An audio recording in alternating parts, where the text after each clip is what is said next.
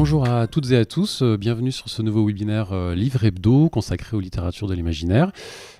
C'est bientôt le mois de l'imaginaire et j'ai le plaisir d'accueillir 6 éditeurs venus nous présenter leur programme éditorial de ce second semestre. Alors le webinaire se déroulera en 2 plateaux successifs. Pour ce premier plateau, j'ai le plaisir d'accueillir Paul-Étienne Garde au livre de poche. Bonjour, David Meulemans aux Forges de Vulcain et Thierry Fraisse chez Calidor. On va commencer avec Paul-Étienne, donc au livre de poche. Est-ce que pour commencer, vous pouvez nous expliquer comment se passe l'année 2024 chez vous ? L'année se passe plutôt bien. On est plutôt content du programme et des ventes. Notamment, on a un titre qui marche très bien. C'est Les Maîtres enlumineurs de Robert Jackson Bennett, qui était en grand format chez Albin Michel Imaginaire, et qui a fait un très très bon démarrage, et on est très très content d'ailleurs. On a aussi Christine Cachor. On a eu une nouveauté en grand format puisqu'on fait quelques inédits, et on a Winterkeep qui est sorti, qui est dans le même univers que ses 3 précédents romans, et qui fonctionne plutôt bien aussi. D'accord. Alors avant de présenter les différents ouvrages que vous êtes venus justement nous présenter, le livre de poche, l'imaginaire, vous avez un catalogue très large. En 2 mots, comment vous définiriez votre ligne éditoriale sur ce marché ? Alors effectivement, le maître mot chez nous, c'est la diversité. Alors historiquement, on est un catalogue qui est plutôt science-fiction, puisque il y a eu Gérard Klein pendant 25 ans qui a dirigé la collection. Et donc c'était très très orienté SF, ce qui fait qu'on a un gros fond SF qu'on remet en avant régulièrement. Notamment l'année prochaine, on aura une remise en avant de certains titres de Brian Aldiss. Sinon, on cherche en fait justement à diversifier depuis une quinzaine d'années à peu près, depuis qu'Audrey Petit avait repris la collection, à diversifier aussi bien en fantastique qu'en fantasy, et toujours continuer la science-fiction, donc avec des auteurs contemporains et aussi des nouvelles voix, notamment je pense en français, en fantasy, on a La Tour de Garde avec Claire Duvier et Guillaume Chamanadjian. Donc voilà, donc le but c'est vraiment d'avoir quelque chose de très divers, mais sans s'enfermer dans des tendances. On s'est pas enfermé dans la beatlit, la romantaisie, on en a, et je vous en présenterai un aussi tout à l'heure, mais ça reste une proposition parmi d'autres dans notre catalogue. D'accord. D'ailleurs, les ouvrages que vous êtes venus nous présenter, je pense, reflètent cette diversité de l'offre. On va commencer justement à présenter le premier d'entre eux. Donc, c'est Trop semblable à l'éclair, et c'est le tome 1 de Tereg Nota d'Ada Palmer. Oui, donc c'est de l'ASF. C'est un cycle qui nous vient des éditions du Bélial. C'est un cycle qui contient 5 tomes en français. Donc on présente effectivement le premier à sortir, c'est Trop semblable à l'éclair, qui est paru là il y a quelques jours, puisqu'il est paru le 4 septembre. Et donc c'est un cycle qui a été un phénomène outre-Atlantique et aussi en France, puisqu'il a été lauréat en 2020 pour la traduction de Michel Charrier, l'excellente traduction de Michel Charrier du tome 1 du Grand Prix de l'Imaginaire, et en 2023 aussi Grand Prix de l'Imaginaire, là pour l'ensemble de la saga, dans le domaine roman étranger. Donc c'est un cycle qui est ambitieux, c'est un cycle qui est très important pour le catalogue aussi. On est ravis de pouvoir le sortir enfin en poche. Et donc, pour présenter rapidement l'ouvrage, on est au XXVe siècle, dans une utopie relative, enfin, dans une utopie. En fait, il y a à peu près 300 ans, il y a eu une guerre de religion qui a amené à la fin des États-nations et à la fin des religions collectives. Donc de là a émergé en fait 7 ruches, donc 7 organisations où les gens y vont par affinité, se regroupent par affinité. On a par exemple les cousins qui sont très altruistes, on va avoir les Mitsubishi qui sont plus des propriétaires terriens et des corporatistes, etc. Et en fait, toutes ces ruches sont disséminées sur Terre parce qu'il y a eu une invention formidable qui est la voiture volante, qui permet de relier en fait en moins de 2 heures n'importe quel point du globe. Donc ça, c'est le point de départ, c'est un petit peu le décor. Et en fait, il va se passer quelque chose dans le premier tome, c'est le vol de la liste des 10, ce qu'on appelle la liste de 10, qui est la liste des 10 personnes les plus influentes, qui est publiée chaque année et qui permet d'ajuster les rapports de force entre les ruches. Et en fait, ce vol va entraîner une série de répercussions qui pourraient mettre à mal cette utopie. Et on va charger Mycroft Kanner, qui est le narrateur de l'histoire, de faire une enquête pour savoir qui l'a volé. Et Mycroft Kanner a une particularité, c'est que c'est ce qu'on appelle un servant, c'est-à-dire il a fait, il y a 13 ans, une série de meurtres horribles, et dans cette nouvelle société, la prison n'existe plus, mais les gens sont condamnés en fait à servir les autres contre le gîte et le couvert, en gros. Et donc lui est un ancien meurtrier, mais il est aussi l'ami de tous les puissants, de quasiment tous les puissants, tous les dirigeants des ruches. Et donc il va mener cette enquête. Et dans le même temps, il a un énorme secret aussi, puisque il a connaissance, il élève en fait un petit garçon de 13 ans qui s'appelle Bridger, et qui a une particularité, c'est que dans ce monde où les religions, elles existent encore, mais on peut que faire des religions individuelles, on a ce qu'on appelle pour ça des senseiers, qui sont des sortes de confesseurs / directeurs de conscience. Et donc dans ce monde avec une religion, les religions collectives sont interdites, un jeune homme qui a des pouvoirs quasi divins, puisqu'il peut animer des objets, voire par exemple il a des petits soldats de plomb qui l'animent et qui ont une volonté et une existence propre. Donc il a ce lourd secret aussi qu'il doit défendre dans cette société. Et donc voilà, les 2 premiers tomes vont être sur est-ce que l'utopie va survivre ou pas à ces différents événements. D'accord. Et donc c'est une série qui comprend 5 tomes au total. C'est ça. Donc, il y en avait 4 en anglais, mais 5 en français. Le dernier tome a été séparé en 2. D'accord. Et qui forme en gros un diptyque pour le premier, qui se passe sur 7 jours, et quelques mois après pour la trilogie, la dernière trilogie. D'accord. Et donc juste pour dire qu'on aura un rythme de parution assez soutenu, puisque le 2e tome arrivera au premier semestre 2025 déjà, alors que celui-ci vient de paraître. Et que si ça vous intéresse, il y a une excellente interview d'Ada Palmer qui a été réalisée par Lloyd Cherry dans son podcast C'est plus que de la SF. D'accord, donc double dose qui vient de podcast, paraître là lundi dernier, voilà, avec même une invitée prestigieuse américaine en guest, mais je n'en dis pas plus. Très bien. Parfait. Donc, le 2e titre que vous vouliez nous présenter, c'est Le Temps des sorcières d'Alexis Harrow, qui est initialement paru au Rayon Imaginaire. C'est ça. Donc, il est lui aussi un prix prestigieux, puisqu'il est lauréat du British Awards, du Fantasy British Awards en 2021. Donc là, on est dans un roman fantastique. Donc, ça se passe aux États-Unis, à la fin du 19e siècle, dans la ville de New Salem. Mais c'est des États-Unis un petit peu particuliers parce que les sorcières ont véritablement existé et justement ont été un peu éradiquées par la destruction de la ville de Salem à la fin du XVIIe siècle. Et donc on va suivre en fait, donc les femmes ont encore quelques pouvoirs, mais très cachés, qu'elles gardent dans des chansons ou dans des petits mots ou dans des comptines, mais qui vont leur servir simplement pour des aides ménagères, donc pour les aider à la cuisine, à faire le ménage, etc. Donc elles n'ont plus leur pouvoir d'antan. Et donc on va suivre 3 sœurs, donc Bella l'aînée, qui est une respectable bibliothécaire, Agnès la cadette, qui elle travaille dans une usine, enfin est ouvrière dans une usine, et qui a un patron qui est un peu tyrannique, et la dernière, Genièvre, donc la Benjamine, qui elle en fait vient de s'enfuir de chez elle et qui est accusée du meurtre de son père. Donc ces 3 sœurs ne se sont pas vues depuis 7 ans et elles vont se retrouver par hasard dans un meeting, dans une rencontre de suffragettes, donc ces femmes qui ont lutté pour avoir le droit de vote, et etc., pour les droits des femmes.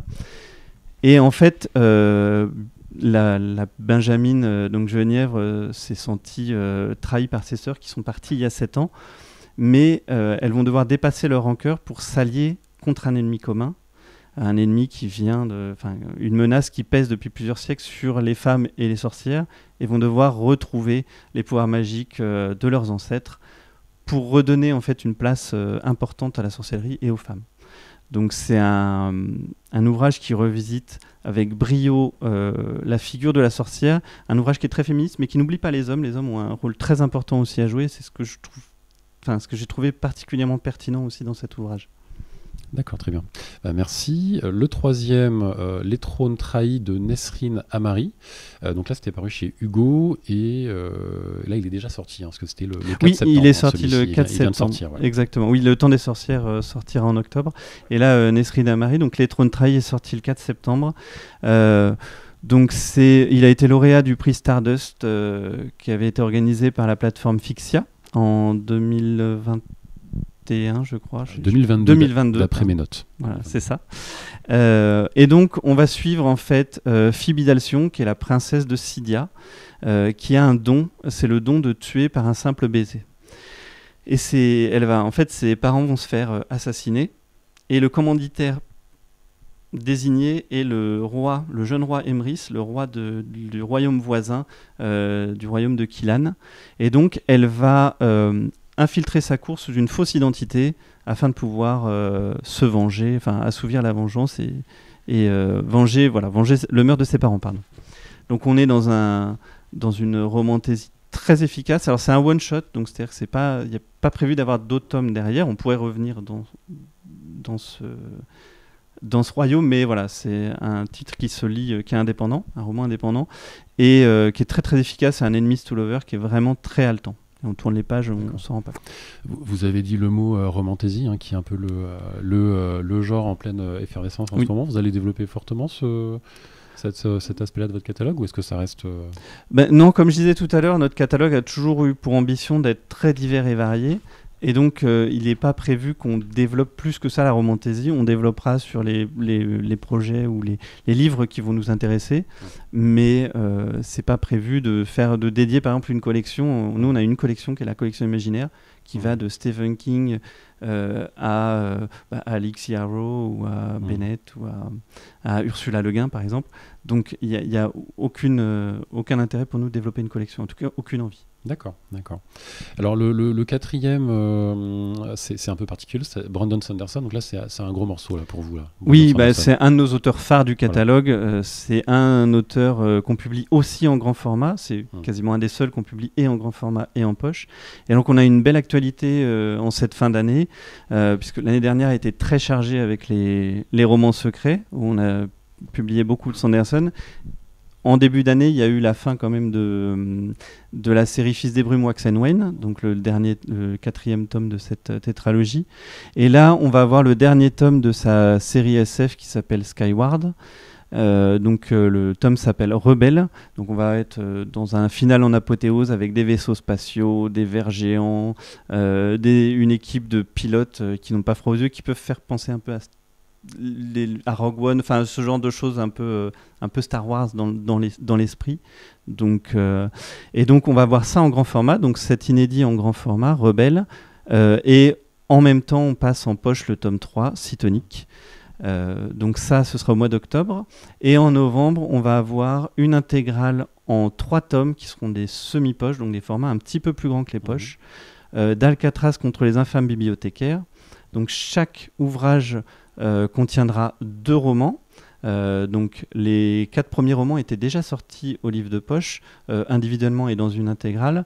Et donc là, on ressort 2 intégrales donc elles n'existaient pas sous cette forme-là, mais 2 nouvelles intégrales, et une dernière qui est totalement inédite, qui a été traduite pour l'occasion, les 2 derniers tomes qui n'étaient jamais parus en français. Et donc on va suivre dans cet ouvrage, on va suivre Alcatraz Smedry, donc qui a déjà un nom de prison, ce qui peut être très particulier, qui a une faculté à casser tout autour de lui, ce qui a le don, alors il est orphelin, donc ce qui a le don d'agacer ses foyers d'accueil, ses familles d'accueil, donc il en change régulièrement. Et le jour de ses 13 ans, en fait, il va recevoir une mystérieuse bourse contenant du sable, de la part apparemment de ses parents biologiques. Et en même temps, il va avoir la visite de son grand-père, qui est totalement farfelu et qui va l'embarquer en fait dans une histoire pour aller se battre contre les infâmes bibliothécaires qui seraient ou qui sont les dirigeants secrets du monde. voilà, et qui se battent contre des royaumes libres, qui sont des royaumes qui se situent en gros dans l'océan Pacifique, et dont personne ne connaît l'existence. Donc c'est quelque chose d'assez intéressant parce que c'est quelque chose de très drôle. Si vous aimez Harry Potter, si vous aimez l'humour, foncez lire Alcatraz, vous allez être... le ton de l'auteur est vraiment très particulier. Et... comment dire ? Et en plus, il a ce don-là, Sanderson a ce don-là d'utiliser tous nos défauts. Donc par exemple de casser quelque chose, mais le grand-père a le don d'arriver en retard tout le temps, mais il peut arriver en retard par exemple pour avoir mal ou pour mourir. Il a un oncle qui se perd aussi, donc ce qui fait qu'il arrive n'importe où sur le monde en se perdant. Donc tous nos défauts pour en faire des pouvoirs magiques, toujours très intéressants et qui sont des véritables moteurs de l'intrigue. Donc je vous conseille fortement cette saga. Très bien. Et donc en plus vous l'avez dit, c'est ouvert aux ados et aux adultes. Oui, donc c'est ça. Oui, vous voyez, c'est vraiment pour tout public. D'accord, très bien. Le dernier titre, alors là on est sur quelque chose d'aussi un petit peu particulier pour vous, c'est Les Fourmis en édition collector, donc le 25 septembre, donc de Bernard Werber évidemment. Et donc les collectors, c'est quelque chose d'assez rare au format poche. Alors chez vous, chez nous on en a plutôt en littérature, mais effectivement en imaginaire on en a un petit peu moins, c'est beaucoup plus rare. On en a eu un il y a quelques années, mais de mémoire je me souviens pas d'énormément de collectors. Donc effectivement, je vais me permettre juste, donc effectivement on a un collector Werber sur les fourmis qui sort, donc c'est le premier tome de son cycle des fourmis, avec une fabrication très soignée. Donc ce collector a été fait aussi parce que Bernard Werber, comme vous pouvez le voir, est parrain du festival Cultissime, donc de la première édition du festival Cultissime d'Angers, qui aura lieu le 27 et 29 septembre prochain. Et donc on est sur une fabrication très soignée. Alors je ne vais pas arriver à ouvrir l'ouvrage, mais vous voyez, il y a un joli jaspage. Vous avez un fer à dorer, vous avez des pentones, un effet aussi soft touch. Vous avez aussi des gardes illustrés, voilà, quelques illustrations noir et blanc à l'intérieur, et une préface inédite de l'auteur qui nous a fait spécialement pour cette édition. Donc un très très bel objet pour tous les amateurs de Bernard Werber et pour tous ceux qui souhaiteraient aussi découvrir les fourmis, parce que c'est un texte qui est essentiel à notre catalogue et qui, avec ce texte, il a quand même créé un genre quasiment à lui tout seul. Donc voilà, c'est une vraie belle édition collector dont on est très très très content au livre de poche. Et qui s'inscrit dans un univers plus large par ailleurs, parce que Bernard Werber fait d'autres choses. Il y a le jeu vidéo. Il a une grande actu puisque on sort aussi sa nouveauté en même temps, donc Le Temps des Chimères aux poches. Il a aussi sa nouveauté La Valse des âmes chez Albin Michel. Et en novembre, il y aura un jeu sur l'univers des fourmis qui est basé sur son roman qui paraîtra chez Microids en novembre.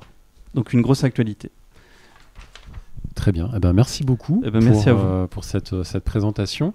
Je me tourne vers vous, David Meulemans. Vous êtes fondateur des éditions Aux Forges de Vulcain.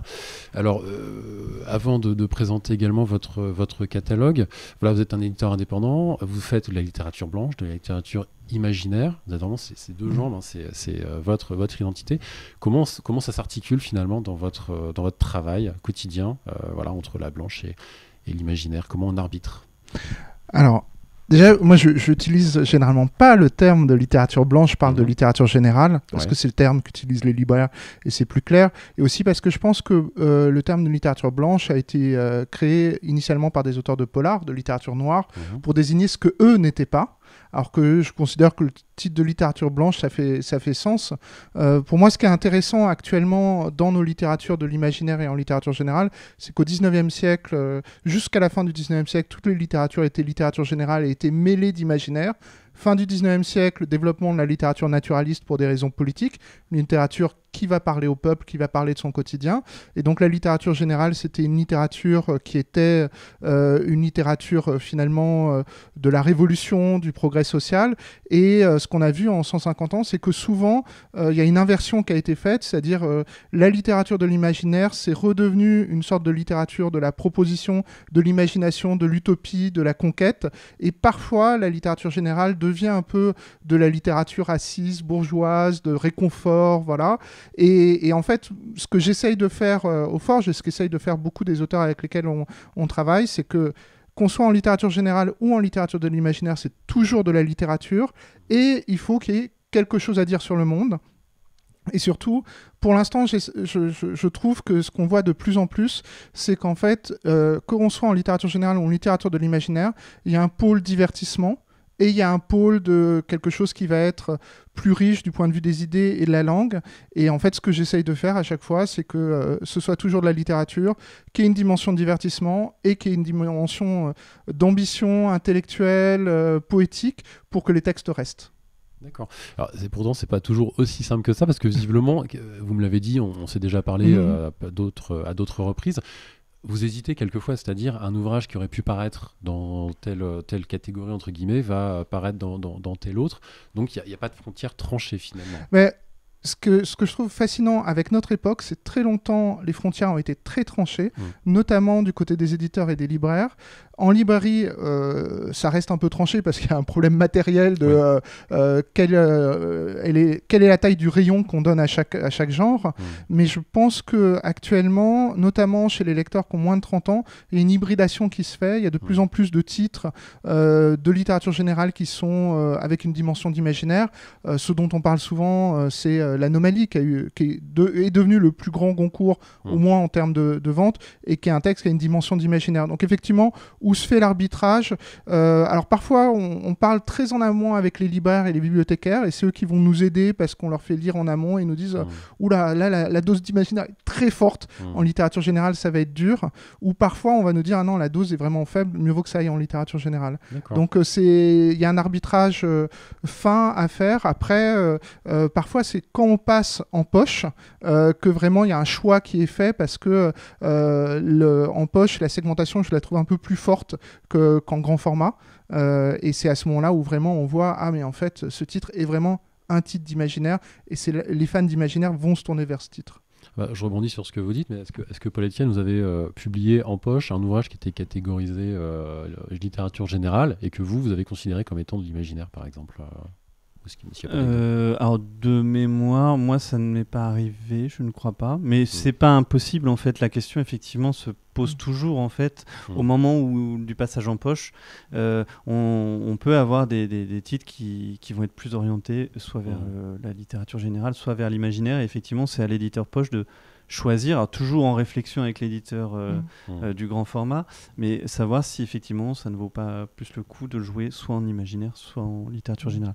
De mémoire comme ça, j'ai pas de titre qui me vient, mais c'est possible, oui. Ok, très bien.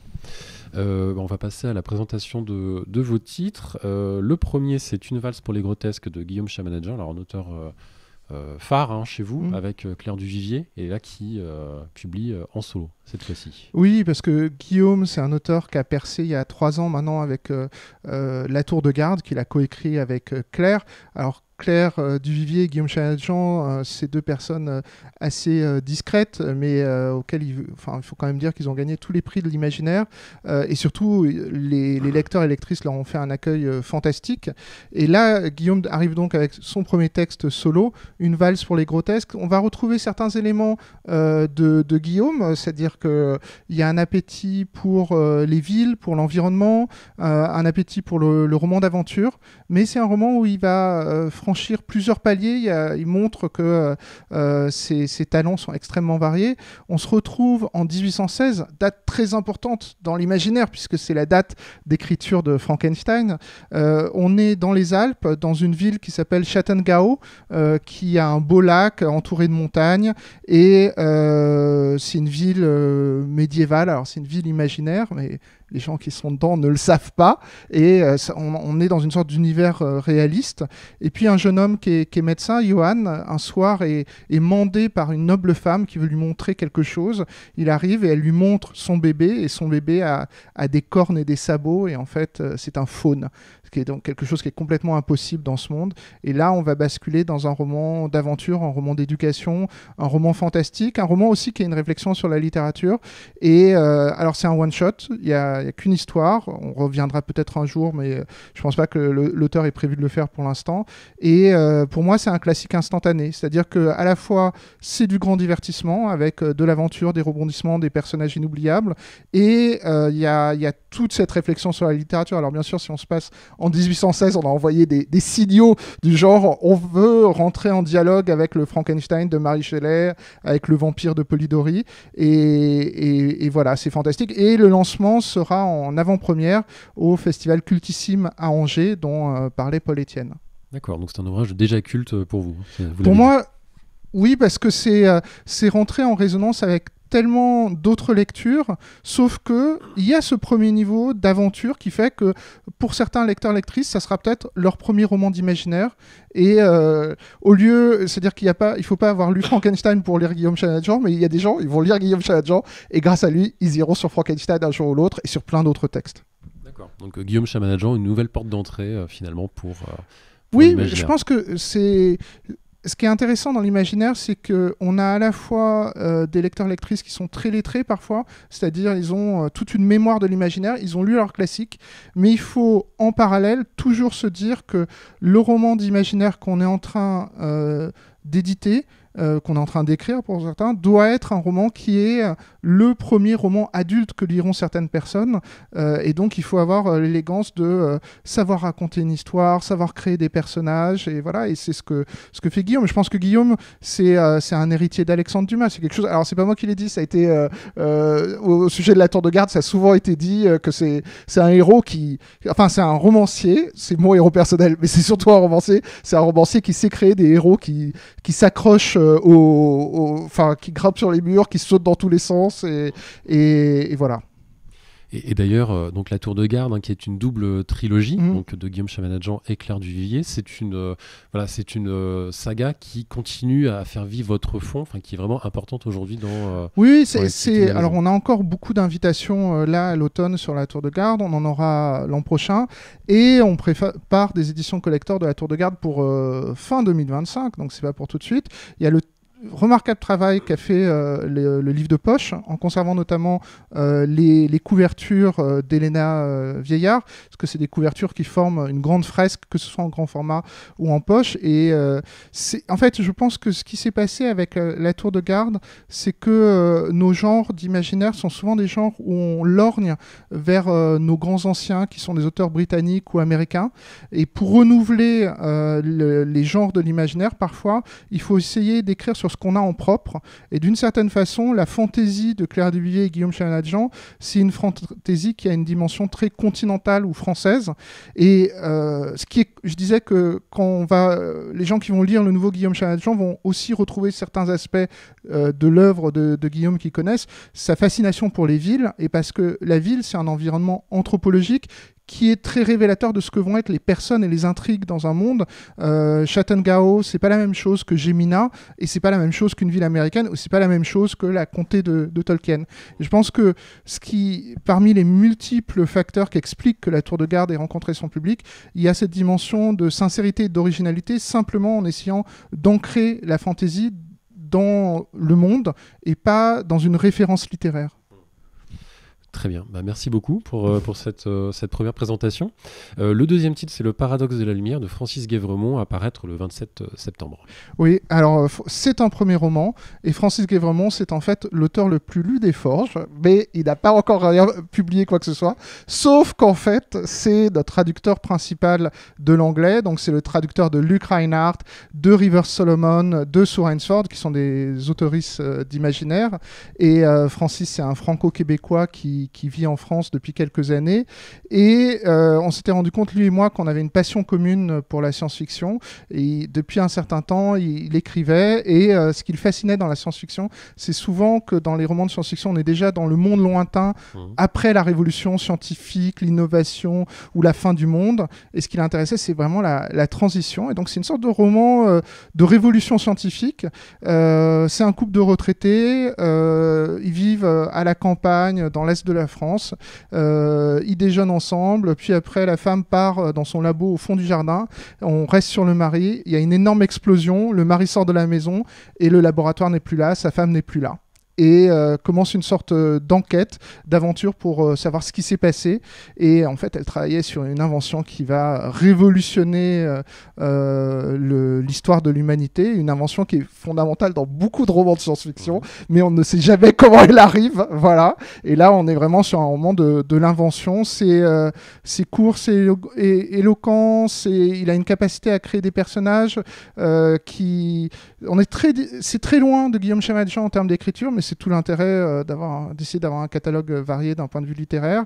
Et j'ai trouvé ça touchant, beau. C'est aussi un très bon roman pour les gens qui ne sont pas nécessairement lecteurs de science-fiction et qui veulent rentrer. C'est-à-dire que c'est double transition de l'humanité et aussi transition de certaines personnes qu'on est en train d'attraper, d'amener vers la lecture de la science-fiction. D'accord, très bien. Ça, c'est un argument qui revient souvent, ça, attraper les gens qui ne sont pas connaisseurs de... Oui, alors après, parfois, c'est peut-être une révolte qu'on a quand on est ado, on aime la science-fiction, et puis il y a des gens qui vont nous dire « Ah là là, mais moi, je peux pas lire quelque chose comme ça, avec une couverture comme ça. » Et donc, il y a un petit côté énervé de dire « Non, mais là, Ursula K. Le Guin, c'est la plus grande romancière américaine du XXe siècle. Vous aimez pas ses couvertures, mais Ursula Le Guin, c'est la plus grande, donc il faut lire Ursula Le Guin. » Donc, il y a un petit côté d'essayer de convaincre les autres de notre goût et les faire venir et surtout leur permettre d'avoir accès à des textes qui sont inoubliables. Très bien. Merci, David. Juste un petit interlude. J'ai oublié de vous dire que vous pouvez poser des questions sur le chat et qu'on me les transmet, donc n'hésitez pas et je les transmettrai. Le troisième titre apparaître, c'est Seul sur Terre de Charles Yu, un auteur américain. C'est le 15 novembre. Oui, alors on l'a calé le 15 novembre parce que le 19 novembre sort sur Disney+, une série qui s'appelle Chinatown Intérieur, qui est une série écrite et produite par Charles Yu, qui sera sur Disney+ en France et aux États-Unis. Et Chinatown Intérieur, c'était un roman de Charles initialement, qui a gagné le National Book Award en 2020 et qui est publié aux éditions Aux Forges de Vulcain. Charles, c'est un auteur particulièrement forgesque parce qu'il fait à la fois de la littérature générale et de la littérature de l'imaginaire. Donc nous, on remet en avant Chinatown Intérieur, mais parallèlement, on sort une nouveauté, Seul sur Terre. Alors, Seul sur Terre, le clin d'œil dans le titre, c'est un clin d'œil à Seul sur Mars, voilà. Et Seul sur Terre, c'est une longue novella d'une jeune femme qui vit dans un monde, dans un futur lointain où la Terre, l'humanité a colonisé les étoiles et la Terre, en fait, il y a juste un dernier petit magasin de souvenirs. Et c'est la dernière personne qui va fermer les clés avant d'éteindre. Et comme d'habitude, alors je ne vais pas vous le résumer davantage parce que c'est une novella, donc j'aurais vraiment tout dit à l'oral. Mais Charles Yu, c'est quelqu'un qui est toujours très drôle, très émouvant, très imaginatif formellement, très taquin. C'est vraiment la grande littérature et c'est très accessible. Pour les fans d'imaginaire, voilà, Charles Yu, c'est un des concepteurs de Westworld, c'était un des auteurs de Légion, la série Marvel, et voilà, on ressort aussi son tout premier roman, qui était un roman de science-fiction aussi, Le Guide du voyageur du temps amateur, qui était un roman sur la transmission père-fils, donc un roman psychologiquement très très émouvant, mais à partir d'un canevas de voyage dans le temps.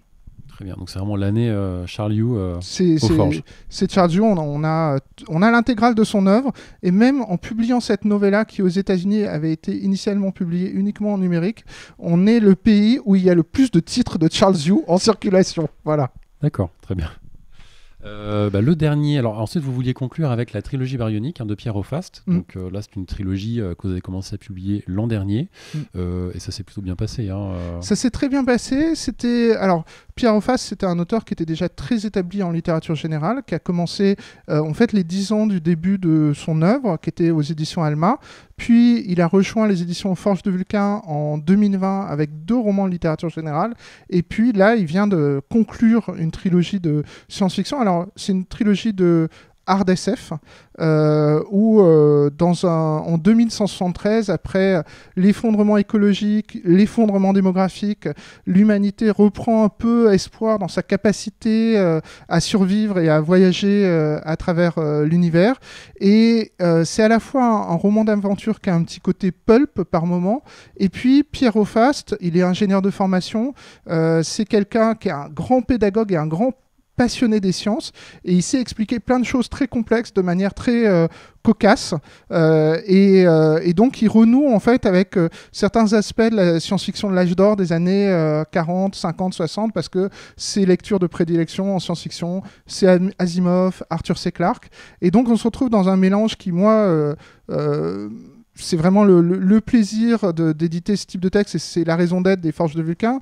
C'est à la fois un grand divertissement, on apprend plein de choses. Il y a un propos très fort sur le rôle des sciences, sur le fait qu'il ne faut pas basculer dans la peur des sciences et que ce n'est pas les sciences qui nous ont mis dans une situation écologique effroyable, mais c'est plutôt le capitalisme hardcore. Voilà. Et cette trilogie, elle est finie. Elle est aussi disponible petit à petit aux éditions Pocket. Dans le label Les Étoiles Montantes de l'Imaginaire. C'est ça. Oui, il avait été repéré comme étant une valeur sûre et une valeur montante de l'imaginaire francophone. Et voilà. Et tous ces auteurs dont j'ai parlé seront aux Utopiales, puisque les Utopiales, c'est le moyen de conclure le mois de l'imaginaire, donc fin octobre, début novembre. À Nantes. À Nantes. Très bien. Merci David pour cette présentation. Je vais me tourner vers vous, Thierry Fraisse. Donc vous êtes fondateur de Calidor.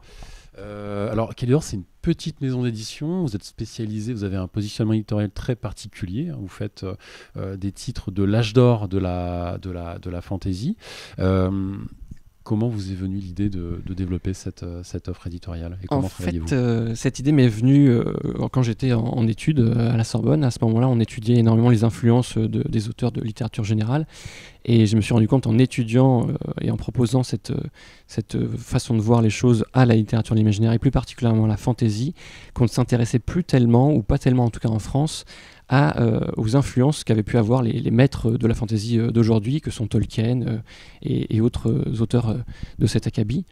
Et je me suis rendu compte, en fait, tout simplement que ces influences-là, donc ces auteurs qui dataient pour la plupart, le début du XXe siècle, n'étaient pas du tout faits en France, donc ni traduits, ni publiés, quoi que ce soit.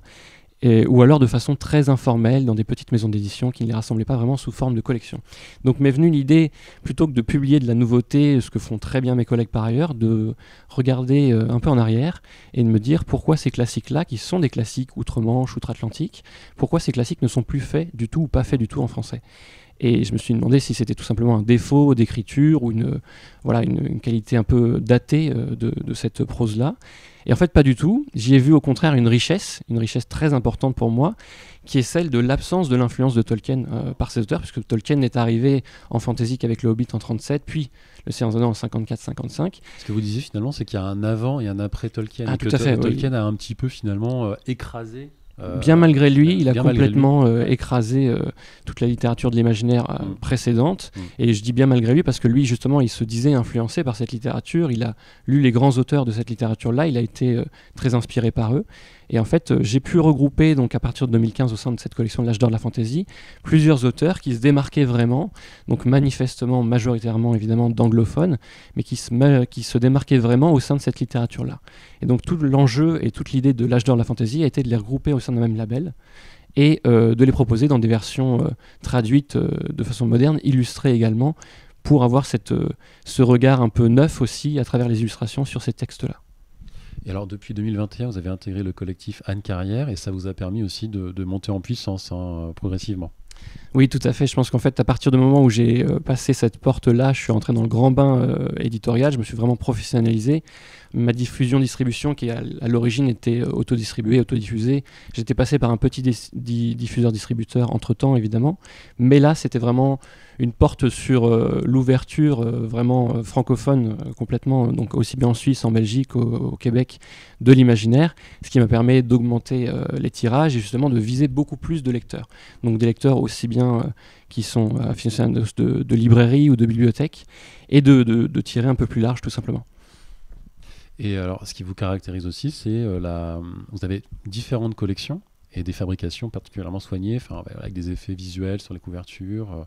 C'est quelque chose qui caractérise votre production aujourd'hui. C'est ça. En fait, l'idée de départ, c'était quel titre mérite le plus d'être illustré et soigné que des ouvrages qui sont pour la plupart centenaires, en fait, qui ont éclos vraiment au début du XXe siècle. Et je me suis dit, en fait, si eux ont résisté aux assauts du temps, pourquoi ne mériterait-il pas des belles éditions? Et par ailleurs, comme moi je suis un grand lecteur de classiques, j'essaie toujours d'aller chercher en librairie des éditions particulières pour découvrir tel ou tel auteur, ou le redécouvrir ou l'offrir à quelqu'un. En fait, j'ai cette culture du livre-objet que j'ai voulu vraiment retranscrire à travers l'ensemble de mes publications. C'est pour ça que tous sont illustrés, tous ont des couvertures très soignées avec des effets de fer à chaud, de la dorure, et surtout voilà, un appétit particulier pour le livre-objet, et donc la qualité en termes de papier, la qualité en termes de finition, qui se ressent, j'espère en tout cas, dans chacune de ces parutions. Alors, avant de présenter les titres, en préparant cette émission, vous m'expliquiez aussi, je vous avais posé la question, comment on déniche comme ça des trésors du passé. Vous me disiez, voilà, je tire un fil, je découvre un auteur, et puis ensuite un autre, etc. Racontez-nous un petit peu. Exactement, en fait, c'est l'image que j'avais trouvée à l'époque, c'était je tire un film comme le fil d'Ariane, quelque part, en fait, et de cet auteur que je vais découvrir, il va citer dans une introduction ou dans son texte, tout simplement, telle ou telle influence. En fait, c'est vraiment le jeu des influences que j'avais retrouvé à l'époque à l'université. Et puis je vais découvrir cet autre auteur. Donc quand on passe de Tolkien, on va forcément aller chercher du côté de Eric Rucker Ellison avec Le Serpent Ouroboros. Après on va chercher du côté de Lord Dunsany que je vais présenter tout à l'heure, etc. Et en fait, en fonction des fantaisies, donc une fantaisie avec Tolkien plus britannique, on va retrouver tout cet apport cette richesse de la littérature du Royaume-Uni, de l'Irlande, etc. Teintée évidemment de mythologie, et à côté de ça, une fantasy américaine qui est plus populaire, qui s'est développée dans les pulps américains, donc les magazines et les revues qui étaient accessibles à tous et qui étaient très largement tirées aux États-Unis, à plus de 500 000 exemplaires pour certains. Et eux vont tirer d'autres fils, en fait, vont me faire découvrir d'autres auteurs. Donc de Robert Howard, qui est le créateur de Conan et de Solomon Kane, on va tomber sur Abraham Merritt. Abraham Merritt, qui est l'inventeur, en quelque sorte, de la fantasy ou de l'héroïque fantasy à l'américaine, que je vais présenter également tout à l'heure. Très bien. Alors effectivement, avant Abraham Merritt, on a d'abord La fille du roi des elfes de Lord Dunsany, qui paraît le 4 octobre et qui fête son centenaire cette année, comme d'ailleurs le deuxième titre que vous allez nous présenter. Exactement. En fait, on parlait tout à l'heure des collections que j'ai pu instaurer au sein du collectif d'Anne Carrière. Et la première que j'ai mise en place, avec Le Serpent Ouroboros notamment, c'est le label Anniversaire. En fait, je me suis rendu compte que la plupart de la fantaisie anglophone était née vraiment au virage des années 1910-1920 en Angleterre et aux États-Unis. Et je me suis dit, en fait, on va faire appel maintenant à des titres centenaires. Et c'est quand même exceptionnel d'avoir la possibilité de fêter ces titres-là, donc à travers de belles illustrations, à travers de belles publications. Et le premier que j'ai mis en place, donc c'était Le Serpent Ouroboros. Et en fait, derrière, en 1923, je suis revenu avec un autre Abraham Merritt, Le visage dans l'abîme. Et en 1924, là, je reviens avec Lord Dunsany, donc auteur irlandais, qui lui a publié donc, son deuxième roman à l'époque, qui était La fille du roi des elfes. Donc Lord Dunsany, il est très connu aujourd'hui pour être l'auteur de contes qui se situent dans l'univers de Pegana, qu'il a développé à partir de 1905. Et puis au fil des années, en 1919, il est revenu avec ces contes-là. Jusqu'en 1919, pardon. Et puis, il s'est essayé à d'autres formes de littérature. Donc d'abord au théâtre, où il a eu la possibilité de percer, notamment outre-Atlantique. Il a été très apprécié des Américains, des lecteurs à ce moment-là. Et puis, il a voulu franchir un nouveau pas avec le roman, cette fois. Donc il a écrit en 1922 son premier roman, et en 1924, son roman le plus abouti, le plus traduit dans le monde également, et celui qui l'a fait connaître de façon internationale comme l'auteur qui a forgé la littérature de la fantasy britannique, véritablement. Juste après William Morris, justement, qui est publié d'ailleurs au Forge et Vulcain. Et donc, on arrive en 1924 avec La fille du roi des elfes, où, donc pour rentrer plus particulièrement dans l'histoire, on a le parlement des Aulnes, donc les habitants de la vallée des Aulnes, vont se tourner vers leur souverain en lui demandant maintenant d'être gouverné par un roi au pouvoir magique. Donc on est vraiment sur cette fantaisie très fairy tale, on est très empreint de merveilleux du 19e siècle de l'époque, duquel Dunsany ne s'éloigne pas tout à fait avec ce roman-là. Et en fait, on va suivre donc l'épopée, quelque part, d'Alvéric, le fils du roi, qui va donc aller à la demande de son peuple chez le royaume voisin, donc le pays enchanté, dans lequel vit Lyrazel, donc la fille du roi des elfes. Et en fait, il va y avoir cette rencontre entre Alvéric et Lyrazel qui va se solder par le retour, quelque part, dans nos contrées familières, ce sont les mots de Dunsany, de cet elfe qui ne connaît pas du tout ce monde-là, qui va découvrir donc la fuite du temps, qui n'existe pas dans son pays, et qui va voir aussi les incidences que peuvent avoir sa fuite vis-à-vis de son père également. Et en fait, on est dans cette quête quelque part initiatique, très très poétique, on est sur une plume extrêmement stylisé de Dunsany. Il est réputé notamment pour ça. Ursula K. Le Guin, d'ailleurs, dans Le langage de la nuit, donc un regroupement de ses essais, va parler et comparer Dunsany à d'autres auteurs en disant que c'est l'auteur le plus inimitable de la fantaisie, et c'est le meilleur conteur, selon elle, de tout le XXe siècle, en tout cas de toute la première partie du XXe siècle. Et donc on va suivre Albéric dans cette quête initiatique et vont se poser dans ce roman de fantasy très riche, justement, plein de questions qu'on ne retrouve plus vraiment, ou qu'on ne retrouve pas vraiment dans les romans de fantasy ultérieurs, comme qu'est-ce que le rapport au temps, la fuite du temps, le passage de la jeunesse à l'âge adulte, tout ça vraiment matiné de fantasy, et donc très intéressant pour ce qu'il propose d'original vis-à-vis de la fantasy d'aujourd'hui. Très bien, merci beaucoup. Le deuxième, c'est La Nef d'Ishtar d'Abraham Merritt. Je vous laisse pareil nous le présenter. Et du coup, alors Lord Dunsany, j'en parlais justement à l'instant, il a été très influent en Angleterre, et son influence est très forte, notamment parce que c'est le premier à avoir traversé véritablement l'Atlantique avec ses écrits. Il a fait de nombreuses lectures en 1919 aux États-Unis de ses propres récits. À cette occasion, Lovecraft l'a rencontré, ou en tout cas a participé à une de ses lectures. Et il va avoir une influence très forte aussi bien en Angleterre qu'aux États-Unis, et va permettre justement ce passage de la fantaisie britannique d'une part à une fantaisie américaine d'autre part. Et en fantaisie américaine, on a à côté de ça, comme je disais un peu tout à l'heure, les revues très bon marché des pulps américains. Dans ces revues-là, il y a Argosy, donc l'une des plus fameuses à l'époque. Elle tire à 400 000 exemplaires en 1924. Et elle fait paraître La Nef d'Ishtar d'Abraham Merritt. Donc on est sur un courant de la fantaisie extrêmement différent du courant britannique, qui est beaucoup plus excentrique, qui est beaucoup plus littéraire. On est sur une littérature plus populaire.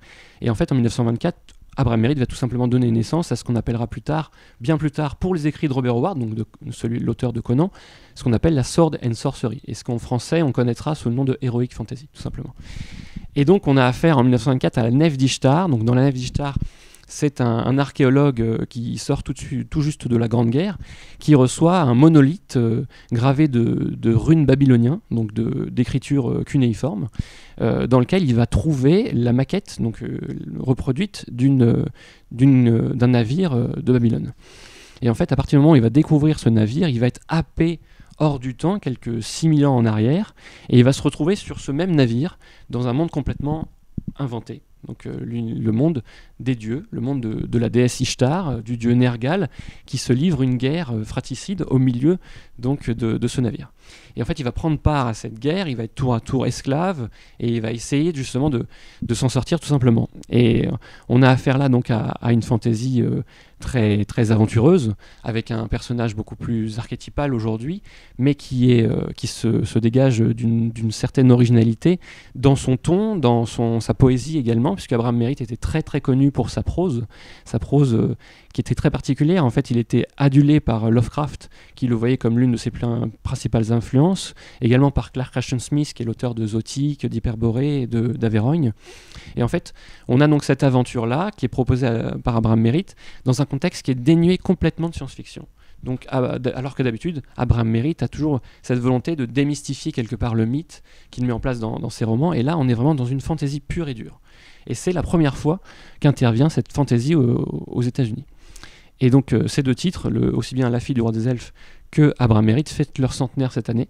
Donc c'était l'occasion de les mettre en avant donc en fin d'année ensemble, et de les illustrer. Donc pour La fille du roi des elfes, j'ai fait appel à Célia Bauduc, qui est une grande illustratrice française qui a donné vie à La fille du roi des elfes de façon assez inimitable également, à travers des aquarelles en noir et blanc. Et à côté de ça, pour La Nef d'Ishtar, là j'ai fait appel à personne.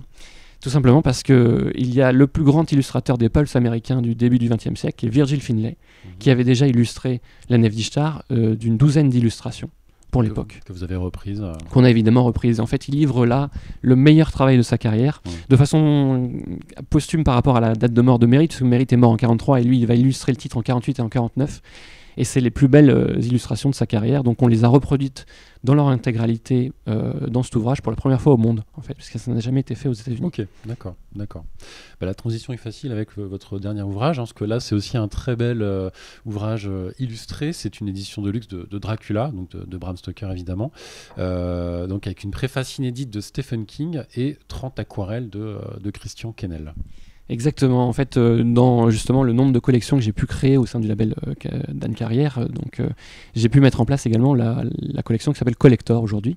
Et cette collection-là, elle a vocation à mettre en avant des titres de la littérature classique, de tout genre confondu, parce qu'on a aussi bien du Salammbô que du Grand Dieu Pan de Machen ou du Roi en jaune de Chambers. Et en fait, c'est vraiment la collection un peu de cœur, parce que quelque part, moi, je suis un grand lecteur de classiques. C'est pour ça que j'ai créé Calidor, pour me tourner un peu en arrière. Et je voulais mettre en avant des classiques qui aujourd'hui ne sont accessibles qu'en poche.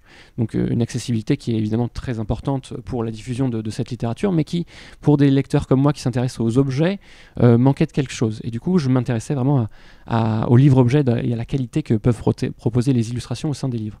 Et je me suis rendu compte que Dracula, c'était tout simplement un texte classique du vampirisme aujourd'hui anglophone, et qui n'était pas du tout proposé dans une belle édition en français. Donc je me suis tourné vers Christian Canel, qui est un illustrateur de bande dessinée au Québec, au Canada, et à qui j'ai dit, écoute, est-ce qu'on peut faire quelque chose ensemble pour ce Dracula? Et en fait, il a fait 30 aquarelles en couleur pour mettre en avant l'œuvre fascinante de Dracula, qui date de 1897, mais qui, honnêtement, n'a pas vieilli. Et je me suis attaché à la façon dont Bram Stoker avait écrit son texte lui-même. En fait, Dracula, c'est un roman épistolaire. Peu de gens le savent, parce que finalement on connaît Dracula davantage à travers ses adaptations au cinéma ou en série, mais c'est un roman épistolaire, donc c'est des échanges de lettres que se passent les personnages principaux. Et du coup, j'ai essayé de trouver des polices qui datent du 19e siècle, des polices cursives, donc manuscrites, pour donner une voix à chacun de ces personnages. Donc il y a 17 personnages en tout dans Dracula, et chacun a sa propre écriture. Donc voilà, pour vraiment pousser l'immersion au maximum, aussi bien à travers les illustrations que la police manuscrite, qui va permettre au lecteur d'aller au-delà en fait de ce qu'il connaît de Dracula, et de découvrir le texte original de façon justement très originale. Et avec ça, donc il y a en effet la préface de Stephen King, mais il y a aussi surtout une postface d'Acre Stoker. D'Acre Stoker, c'est l'arrière-petit-neveu de Bram Stoker. C'est celui qui a écrit la suite, d'ailleurs officielle, du Dracula de son aïeul.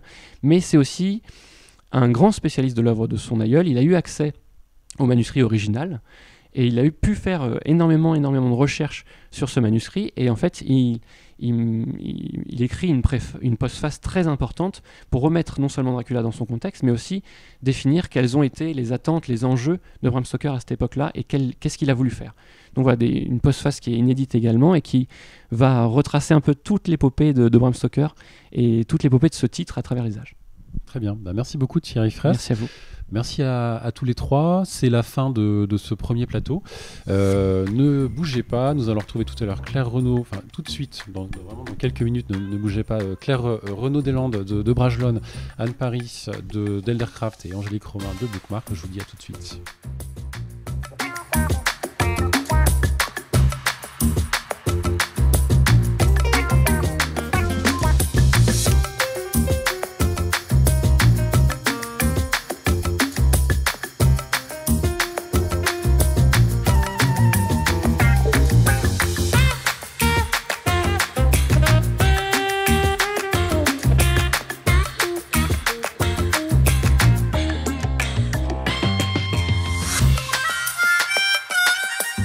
Bonjour à toutes et à tous pour ce deuxième plateau de notre webinaire imaginaire. J'accueille pour notre nouveau plateau Claire Renaud-Deslandes des éditions Brajlon. Bonjour. Bonjour. Anne Paris d'Eldercraft. Bonjour à vous. Bonjour. Et Angélique Romain des éditions Bookmark. Bonjour à vous. Bonjour. Également. Alors, on va commencer avec vous, Claire Renaud-Deslandes. Vous êtes directrice éditoriale de Brajlon. Est-ce que vous pouvez nous expliquer comment ça se passe pour Brajlon sur ce marché de l'imaginaire cette année ? Ça se passe très bien. Brajlon se porte très bien en ce début d'année, enfin pour le premier semestre 2024. L'année 2023 avait été bonne aussi, donc je m'en réjouis. Les premiers chiffres GFK pour le premier semestre 2024 nous ont portés au premier rang des éditeurs d'imaginaire. Donc c'est une belle récompense. Depuis maintenant 24 ans que Brajlon œuvre dans le domaine, ça fait vraiment plaisir de voir quelles que soient les évolutions du genre, du lectorat, on est toujours dans le cœur des lecteurs et des libraires, j'espère. On est porté évidemment par des auteurs phares, des auteurs piliers comme Robert Jordan avec La Roue du Temps ou Sapkowski avec Le Sorceleur ou Le Witcher, mais aussi par des autrices qui se sont imposées dans des nouveaux courants comme la romantésie avec Danielle L. Jensen et sa série Le Pont des Tempêtes. Donc ça, c'est des auteurs sur lesquels on peut s'appuyer au long cours. Et on a aussi eu des beaux succès de nouveautés. En fantasy, avec par exemple Mark Lawrence, qui a sorti au mois de juillet le livre qui refusait de brûler, et qui a emporté le cœur des lecteurs. Dès le premier mois, on en a écoulé plus de 4500 sur le premier mois. Au mois de juillet, voilà, ça fait vraiment très plaisir. Ou la nouvelle série de Danielle Jensen, Un destin ancré dans le sang. Donc voilà, côté nouveauté, ça se passe bien aussi. Que dire d'autre ? On est très heureux de voir que les auteurs qu'on publie remportent de beaux prix à l'international ou en France. J'en reparlerai tout à l'heure, mais Kim Stanley Robinson avec le Grand Prix de l'Imaginaire. Vajra Chandrasekera, avec lui, il a remporté la totale. Le Locus, le Nebula, le Crawford. En France, Céline Edgar vient de recevoir le Grand Prix des pages de l'étrange. Voilà. Donc, ou Émilie Tesch avec le Hugo récemment. Donc, bon, j'ai l'air de très autosatisfaite, mais c'est vrai, ça me fait très plaisir tout ça. Donc, voilà. Donc tout se passe bien. Et alors, c'est vrai que vous avez un beau programme aussi, parce que pour préparer le second semestre et au-delà, et notamment, alors vous allez publier le nouvel Alan Moore, le 9 octobre. Ça, c'est un petit événement. Le Grand Camp. Oui. C'est une pentalogie. C'est ça. C'est ça, hein. Donc c'est un projet ambitieux. Alors oui, c'est un projet ambitieux.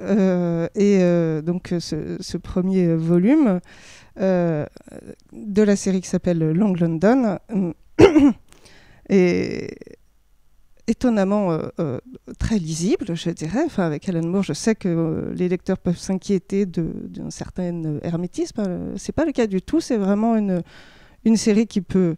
C'est un petit peu exigeant et il y a beaucoup de références, mais l'intrigue est très lisible. Ça se situe en 1949 dans un Londres encore largement dévasté par la Seconde Guerre mondiale. Et on y suit un très jeune libraire de 19 ans qui travaille pour une libraire de livres anciens qui est absolument atroce, qui est aussi sa logeuse. Et il se retrouve en possession d'un livre qui ne devrait pas exister, parce que c'est un livre qui est issu des pages d'une nouvelle d'Arthur Machen. Et ce livre ne devrait pas être dans notre réalité. Et il va vite comprendre qu'il faut qu'il ramène ce livre là d'où il vient, dans l'autre Londres, qui est un Londres extrêmement sombre, compliqué, où on peut croiser des notions comme la guerre, le crime, la poésie faite homme, des créatures terrifiantes. Donc on plonge vraiment dans les tréfonds de l'imagination d'Alan Moore, et c'est pas toujours sympa. Imagination foisonnante. Hein. Très foisonnante, oui. Et ce jeune homme n'a pas le choix. S'il n'y retourne pas, il risque de mourir. Et le dernier qui n'a pas fait ce qu'il était censé faire, on l'a retrouvé retourné comme un gant sur les quais de la Tamise. Donc, bon, voilà. Et donc, on va suivre ce jeune homme dans ses pérégrinations pour sa propre survie. Alors, c'est une parution qui est quasiment simultanée, je crois, avec le texte original. Comment vous prévoyez la parution des titres suivants, parce qu'il y en aura 5 au total? Pareil, en fait, on colle au plus près à la parution anglo-saxonne, avec la complicité de son éditeur et avec la grande aide de son traducteur, donc qui est Claro, c'est le traducteur habituel, je dirais, d'Alan Moore. C'est lui qui a traduit Jérusalem, donc s'il a survécu à ça, maintenant il peut survivre à tout. c'est juste de l'organisation, je dirais. Très bien. Alors, le deuxième titre à apparaître, c'est un livre de Vajra Chandrasekera que vous avez évoqué tout à l'heure et qui s'intitule Les Portes de Lumière, qui paraît le 18 septembre. Alors, on est très très heureux de publier ce roman. C'est un premier roman d'un auteur sri-lankais qui a beaucoup fait parler parce que, comme je le mentionnais, en effet, il a remporté un grand nombre de prix très prestigieux. C'est une fantaisie assez exigeante. Qui casse les codes, hein. Enfin, ça ne ressemble à rien de ce qu'on a pu lire auparavant.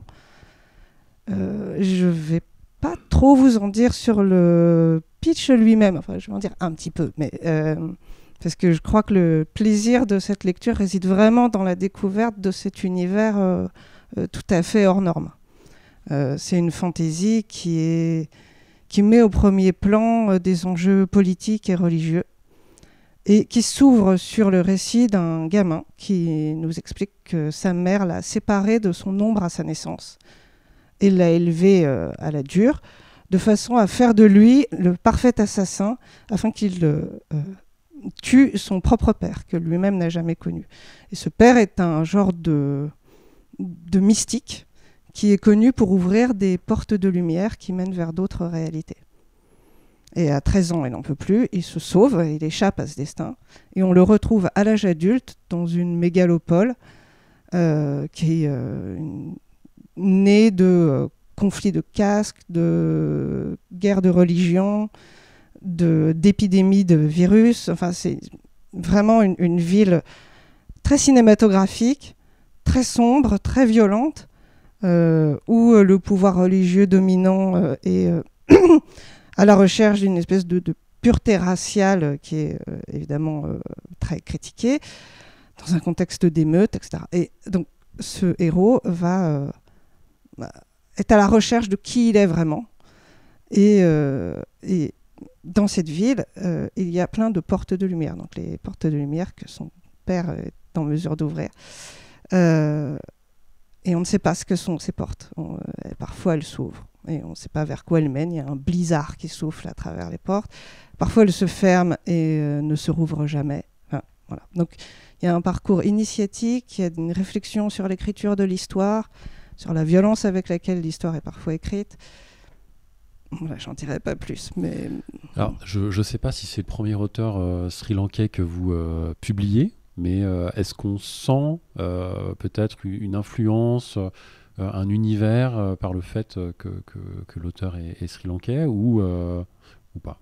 Oui, alors c'est en effet le premier auteur sri-lankais qu'on publie et on sent une grosse influence, enfin, on sent que les codes culturels ne sont pas les mêmes. La façon d'aborder la religion est très différente. Donc enfin, c'est pas un roman sri-lankais au sens où il nous parle pas du Sri Lanka, mais on sent que c'est il est nourri d'autre chose qu'un auteur anglo-saxon, enfin américain ou anglais. Même s'il écrit en anglais. Hein, D'accord. Donc c'est plutôt rassurant finalement. Vous nous dites il y a des univers, on n'est pas tous dépendants d'une espèce de code uniforme anglo-saxon qui dirigerait, qui serait la seule voie à suivre. Il y a d'autres influences possibles. Oui, tout à fait. Voilà. D'accord. Très bien. Le titre suivant, c'est Tonight I Burn de Katharine G. Adams et ça paraît le 9 octobre. Alors, Katharine G. Adams, c'est aussi une nouvelle autrice néo-zélandaise donc c'est un premier roman. Ça fait toujours très plaisir de publier des premiers romans. Et ici, on suit une jeune sorcière qui, dans un monde où, sous le joug d'un tyran, qu'on appelle le haut gardien, je crois, voilà. Son assemblée est chargée de surveiller le voile qui sépare le monde des vivants du monde des morts. Et pour cela, elles ont une méthode bien à elles, c'est-à-dire que chaque soir, une sorcière brûle sur le bûcher, ce qui lui permet de passer derrière le voile, et le lendemain matin, elle revient. Et sauf qu'un matin, la sœur de notre héroïne ne revient pas. Et donc Penny, l'héroïne, décide d'enfreindre les règles édictées par le tyran dont je parlais et de brûler en secret, passer derrière le voile et se mettre à la recherche de sa sœur. Et ça va la mettre sur le chemin d'un seigneur, enfin de l'occupant d'un manoir très étrange qui va l'attraper et lui proposer un marché très dangereux. Elle va lui dire que si elle lui fournit, si elle espionne le tyran de son monde pour son compte, il libérera peut-être sa sœur. Voilà, donc c'est très différent des livres dont je parlais avant. C'est un monde fascinant et très accessible. C'est un roman, c'est un coming of age mature, avec une belle écriture, une belle découverte, enfin, une nouvelle autrice qui, je pense, a de beaux jours devant elle. Et que vous avez repéré parce qu'elle avait d'abord rencontré un certain succès, j'imagine, sur les marchés anglo-saxons. On l'a choisi sur manuscrit, enfin, pas spécialement de recommandation, mais plutôt un coup de cœur éditorial. D'accord, ok. Alors le titre suivant, c'est Kim Stanley Robinson, donc avec son Ministère du Futur, dont vous publiez une version poche après le grand format de l'an dernier. Oui, en effet, on a sorti le grand format en 2023.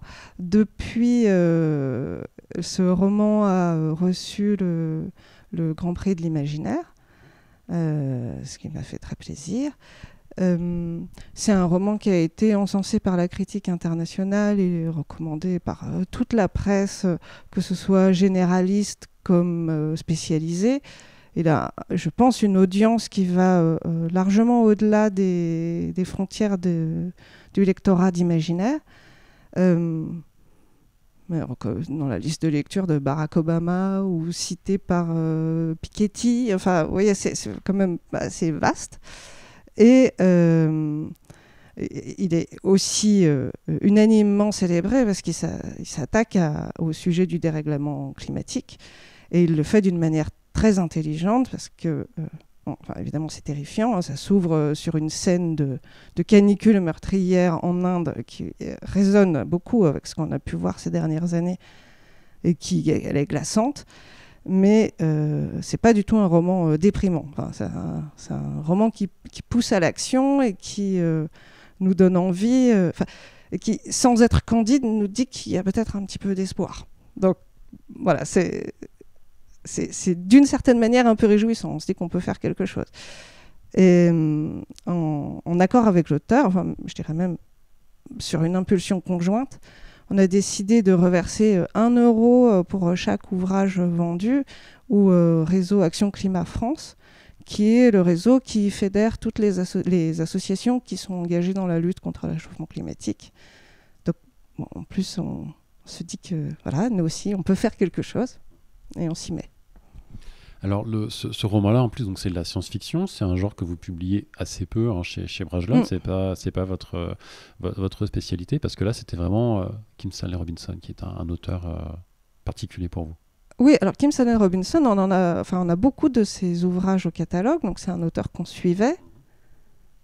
Et voilà. Et celui-ci était pour nous vraiment très important par son propos. Enfin, c'est un livre très réussi. L'intrigue est captivante et en plus son propos est très important. Donc c'est vrai qu'on a peu de titres de science-fiction catalogue. On en a toujours eu un peu, mais on n'est pas les spécialistes du genre. Très bien.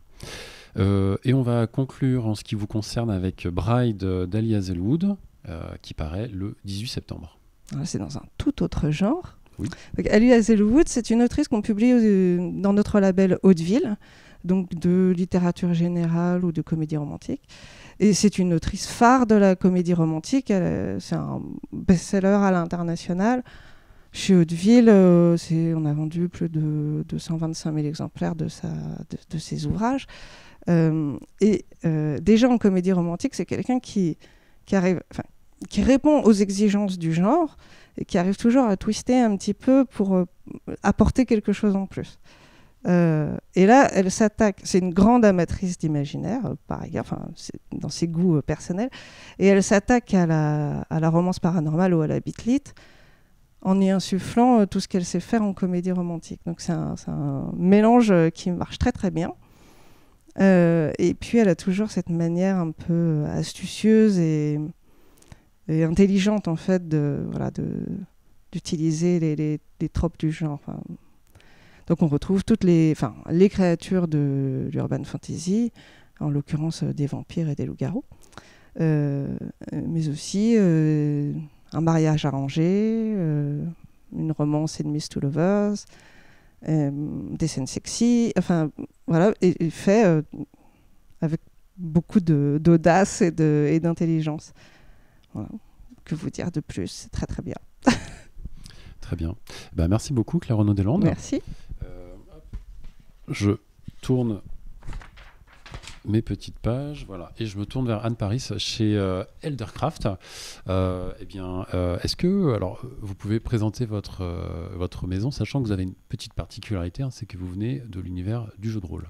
Tout à fait. Alors Eldercraft, c'est une maison d'édition qui a été créée en 2019 par Sébastien Morécart et Fibre Tigre, et qui était à l'origine un studio de création de jeux de rôle. Avec cette particularité qui est que nos univers se déploient d'abord sur Internet et sur Twitch, à travers une émission qui s'appelle Game of Roll, qui est un actual play. C'est quoi un actual play ? C'est une émission de jeu de rôle où les joueurs jouent en live devant une audience sur Twitch. Donc c'est une émission qui se déroule sur la chaîne de Mister MV et qui est présentée par Fibre Tigre en tant que maître du jeu. Du coup, on a commencé comme ça avec le jeu de rôle, avec une ambition en jeu de rôle qui est de présenter ce loisir qui est un loisir un peu niche et d'en faire quelque chose de beaucoup plus tout public. Donc c'est ce qu'ils ont réussi à faire avec l'émission Game of Roll, qui vraiment touche des millions de spectateurs via la plateforme Twitch, et ce qui est beaucoup plus que le jeu de rôle papier peut toucher en France actuellement.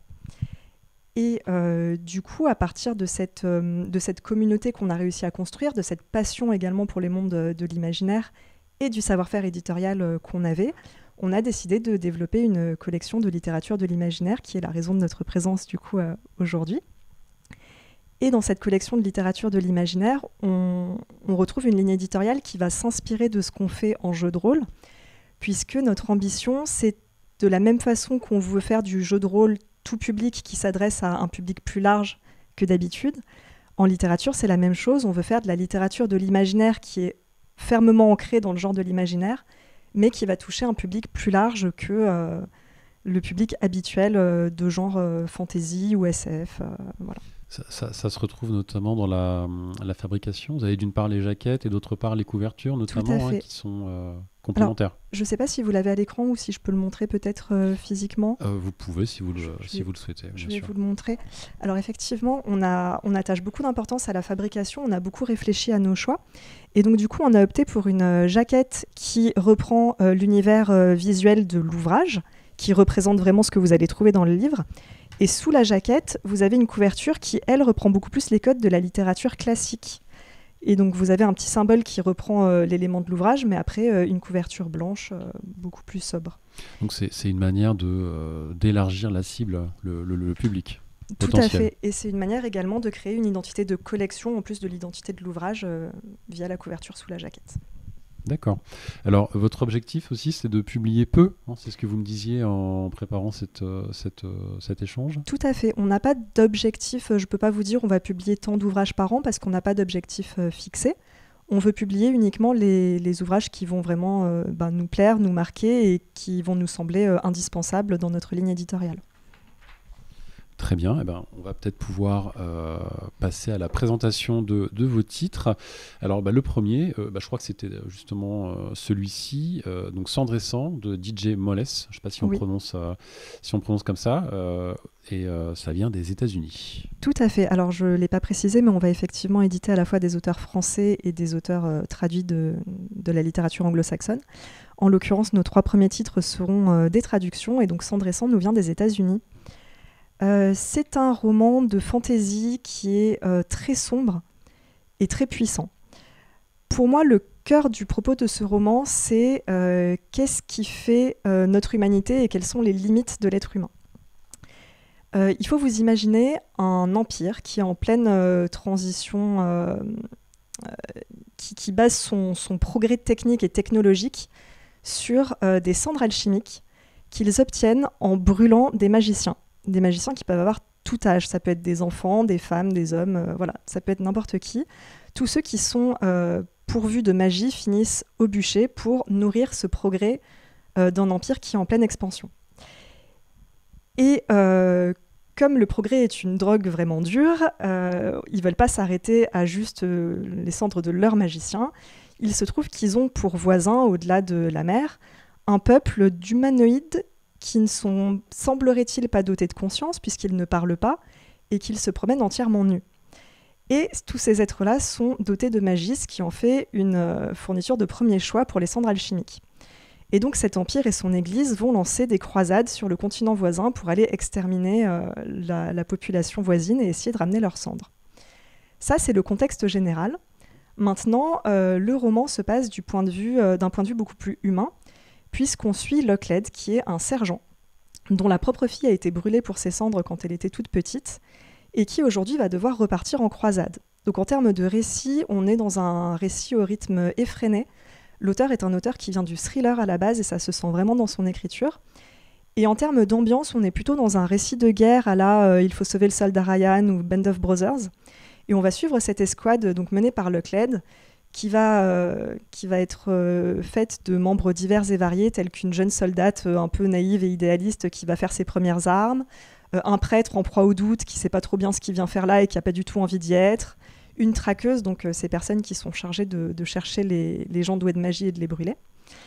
Et aux côtés de cette escouade, on va vraiment être donc les deux pieds dans le débarquement, dans la boue avec les soldats, et on va être amené à se poser les mêmes questions qu'eux, à savoir jusqu'où on peut aller au nom de notre devoir, au nom de nos convictions personnelles, avant de perdre notre humanité.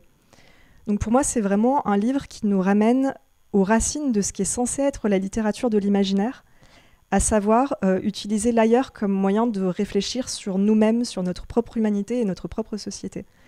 C'est un livre qui est vraiment, que j'ai trouvé vraiment très puissant. Très bien. Donc c'est une fantaisie adulte, un peu brutale aussi, c'est Oui. ce que vous me disiez. D'ailleurs, j'ai vu dans les présentations 16+, 18+, donc c'est pour un lectorat... Alors oui, c'est pour celui-là en tout cas est clairement pour un lectorat adulte, ne serait-ce que parce qu'on y brûle des enfants, donc pour des raisons évidentes. Effectivement. Voilà, mais effectivement oui, c'est pour un lectorat adulte. Très bien. Le deuxième ouvrage, c'est Ex-Education de Maureen Kilmer, donc une autre autrice américaine. Donc là, il est question de sorcellerie. Oui, alors là, c'est vraiment deux salles, deux ambiances. Ex-Education, ça nous ramène dans un roman moderne et fantastique, plein d'humour, dans lequel vous allez suivre une jeune mère de famille américaine. Donc Ex-Education, il faut imaginer 3 copines de fac, tout à fait ordinaires. Sauf que entre 2 cours et 2 crushs, ces 3 copines font de la sorcellerie. Et donc elles font leurs petits sorts pour avoir plus de frites le midi à la cantine ou pour repousser des contrôles, etc. Jusqu'au jour où quelque chose échappe malheureusement à leur contrôle. Un sort tourne mal et met le feu à leur fac. C'est une catastrophe, tout brûle, il y a des blessés, une de leurs camarades est gravement brûlée. Et c'est vraiment un traumatisme pour les 3 copines. Et du coup, elles se séparent après ça. Elles arrêtent plus ou moins d'utiliser la magie ou alors uniquement pour des petites tâches quotidiennes. Et voilà, elles ne se fréquentent plus du tout et chacune fait sa vie de son côté. Nous, on suit Sarah qui, du coup, a parfaitement réussi sa vie. Elle a trouvé un mari, elle a 2 enfants, elle a son petit boulot d'agent immobilier, etc. Et la magie, vraiment, ça lui sert pour chasser les animaux qui fouillent dans ses poubelles, quoi. Vous voyez, c'est vraiment passé au second plan dans sa vie. Jusqu'au jour où, à l'occasion d'une réunion d'anciens élèves, elle va retrouver ses copines. Je vous en dis pas trop, mais en gros, la magie va se réactiver et échapper à leur contrôle. Et elles vont faire l'objet de toutes sortes d'accidents magiques qui vont venir émailler leur vie quotidienne et mettre en danger leurs secrets, parce qu'évidemment, personne ne sait qu'elles sont sorcières. Du coup, à partir de là, l'enjeu, ça va être de garder leur identité secrète, protéger leurs secrets, protéger leur famille et leur vie. Et ça pouvait pas plus mal tomber parce que c'est le moment que choisit une podcasteuse pour faire son entrée et déclarer qu'elle veut mener l'enquête sur ce fameux incendie et ce qu'il s'est réellement passé. Donc on va être sur un roman qui, dans son style d'écriture, dans son ambiance, est vraiment très proche de la comédie romantique et de l'écriture à la Sophie Kinsella par exemple. Donc vraiment les classiques de la comédie romantique, sauf que au lieu d'être dans une histoire d'amour, on est plus dans une histoire d'amitié. Et du coup, c'est enrichi de petits éléments de sorcellerie et également d'horreur un petit peu, même si c'est quand même assez léger et plein d'humour. Donc il y a un petit côté charmed. Voilà. C'est ce que vous me disiez aussi en préparant l'entretien. C'est ça, c'est un peu un croisement entre Charmed et Desperate Housewives en termes d'ambiance, et c'est un mélange des genres qui est très pétillant et très réussi. Très bien, merci beaucoup pour cette deuxième présentation. Et le dernier, c'est Orgueil, préjugés et sorcellerie de Melinda Taub, aux États-Unis toujours. Donc la fantaisie féminine, que vous publiez en 2 versions, hein, c'est ça? Tout à fait, on a une version brochée, une version reliée collector. Donc effectivement, pour finir de vous présenter un peu tout le spectre de la variété de notre ligne éditoriale, on est encore sur quelque chose de complètement différent. Donc là, on est sur de la réécriture de classiques avec des éléments de fantaisie. Donc dans Orgueil, préjugés, sorcellerie, vous allez redécouvrir Orgueil et préjugés de Jane Austen, mais avec un point de vue différent, puisque l'histoire va vous être racontée du point de vue de Lydia Bennet, donc la cadette des sœurs Bennet, qui se trouve être également une sorcière. Et Lydia va vous expliquer que, en fait, c'est pas du tout une jeune fille naïve et écervelée comme le croit sa famille, c'est juste que, en fait, elle doit sauver le monde du terrible Wickham, qui est le fils d'un démon, et qui s'en prend à elle et à son familier Kitty, qui n'est pas du tout sa sœur, qui est en fait un chat qui se fait passer pour sa sœur. Et du coup, on va la suivre à travers tous les points clés de l'intrigue d'Orgueil et préjugés, qui vont être vus d'un point de vue différent, qui vont être racontés par une narration vraiment à mourir de rire, parce que Lydia, elle a pas sa langue dans sa poche. Et on va y retrouver tous les personnages, notamment un monsieur Darcy qui, s'il était attaché à l'étiquette, attendait de voir un petit peu ce qu'il pense de la magie, parce que vraiment, il aime pas trop ça. Et c'est vraiment à la fois une narration qui est facile à suivre et pleine de réflexions hyper pertinentes sur la société et la place qui est accordée aux femmes. Parce que du coup, cette jeune Lydia, elle doit évoluer dans une société à la fois en tant que femme et en tant que sorcière. Et elle va être confrontée à tout un tas d'obstacles. Et elle va nous faire part de ses pensées et de ses réflexions sur toutes ces questions sociétales. Alors là, on est dans la réécriture on revisite un classique. Est-ce que l'autrice en a fait d'autres? Est-ce qu'il faut s'attendre à d'autres ouvrages de cette autrice? Alors tout à fait, Melinda Taub était déjà connue pour une réécriture de Roméo et Juliette, qui avait été adaptée à l'écran notamment. Après, est-ce qu'il faut s'attendre à d'autres romans de ce même genre? Je n'en sais rien. Je ne lui ai pas demandé. Mais effectivement, c'est quelqu'un qui avait déjà l'habitude de ce genre de choses. D'accord. Et vous me disiez aussi que l'objectif pour vous, c'était de publier à moyen terme des auteurs français notamment. Est-ce que, alors, à quoi il faut s'attendre dans les mois, les années à venir? Alors, normalement, si tout va bien, c'est en 2025, on pourra vous annoncer quelques premiers romans français, mais pour l'instant, je ne peux pas en dire plus parce que, autant en traduction, on peut annoncer facilement ce qu'on a choisi de publier parce que c'est acheté et c'est prévu. Autant en littérature, en création française, on va au rythme de l'auteur et donc je ne peux pas trop m'avancer pour l'instant. D'accord. Donc là, Eldercraft, on a 3 titres pour cette année. L'année prochaine, vous serez sur quel rythme? Comme je vous disais, on n'a pas de rythme préétabli. Pour l'instant, on a déjà 3 premiers titres qui sont en cours pour le premier trimestre. Ouais. 3 autres qui sont en cours de préparation pour le reste de l'année en traduction. Et comme je vous disais, probablement 2 romans français également. D'accord, donc on peut s'attendre à 6 titres, dont 2 romans français en 2025. Pour vous donner une grosse échelle, on va dire entre 5 et 10 titres par an, ça me paraît raisonnable. Ok, très bien. Voilà. Merci beaucoup. Je vous en prie. Je me tourne vers vous, Angélique Romain. Vous êtes responsable éditoriale chez Bookmark. Alors, Bookmark, c'est un nouvel acteur, en tout cas en librairie, puisque vous allez nous expliquer que sur le marché du numérique, c'est pas le cas. Vous avez déjà une belle antériorité. Est-ce que vous pouvez nous présenter Bookmark, tout simplement? Oui, bien sûr. Alors en fait, les éditions Bookmark, elles fêtent leurs 11 ans ce mois-ci. Mais il faut savoir qu'à la base, on était principalement... Donc on a un éditeur primo numérique. Et le format papier était jusqu'à assez récemment uniquement en impression à la demande. Donc on avait toujours et on a encore actuellement d'ailleurs sur l'impression à la demande, une sortie en numérique qui se fait 1 mois avant le format papier. Et depuis presque 2 ans maintenant, on est distribué également en librairie. Ça a été une nouvelle étape dans toute l'évolution de la maison d'édition, avec des collections spécifiques. Notre choix par contre en librairie est en grande majorité d'éditer des genres de l'imaginaire, pour le coup. Donc ça a été notre nouvelle étape. Et donc les éditions Bookmark sont nées donc, il y a 11 ans de la volonté de proposer au lectorat francophone des littératures MM, donc des romances entre hommes, puisqu'il y avait une vraie demande en fait du lectorat francophone. C'était un marché qui se développait beaucoup dans le monde anglo-saxon notamment, mais il y avait peu, voire pas d'offres en fait en France. Et donc la créatrice de la maison avec quelques proches était amatrice en fait de ce genre de littérature et a voulu l'amener également en France. Donc c'est une maison d'édition qui initialement publiait de la romance LGBTQ+, et puis petit à petit qui s'est ouverte à d'autres spectres, d'autres genres, etc. Donc c'est une maison d'édition qui publie de la romance, mais à entendre au sens large, c'est-à-dire qu'on publie certes de la romance contemporaine, mais on publie aussi de la romance fantasy, de l'urban fantasy, de la science-fiction, du suspense, un petit peu d'historique également. On est un petit peu touche à tout de ce côté-là. Très bien. Alors pour qu'on se fasse une idée par rapport aux ventes numériques, oui. Qu'est-ce que ça représente aujourd'hui? Quel est votre plus gros succès par exemple en vente numérique et comment vous arbitrez au moment de passer aux versions papier? Alors, tous nos titres paraissent à la fois en numérique et en papier. C'est-à-dire qu'on n'a pas d'exigence de résultat sur le numérique. La question, c'était pour les mises en place en librairie. C'est vraiment pas en POD, mais vraiment sur les ouvrages qui vont être mis en librairie. Alors, on a donc une partie de notre catalogue librairie qui sont des inédits.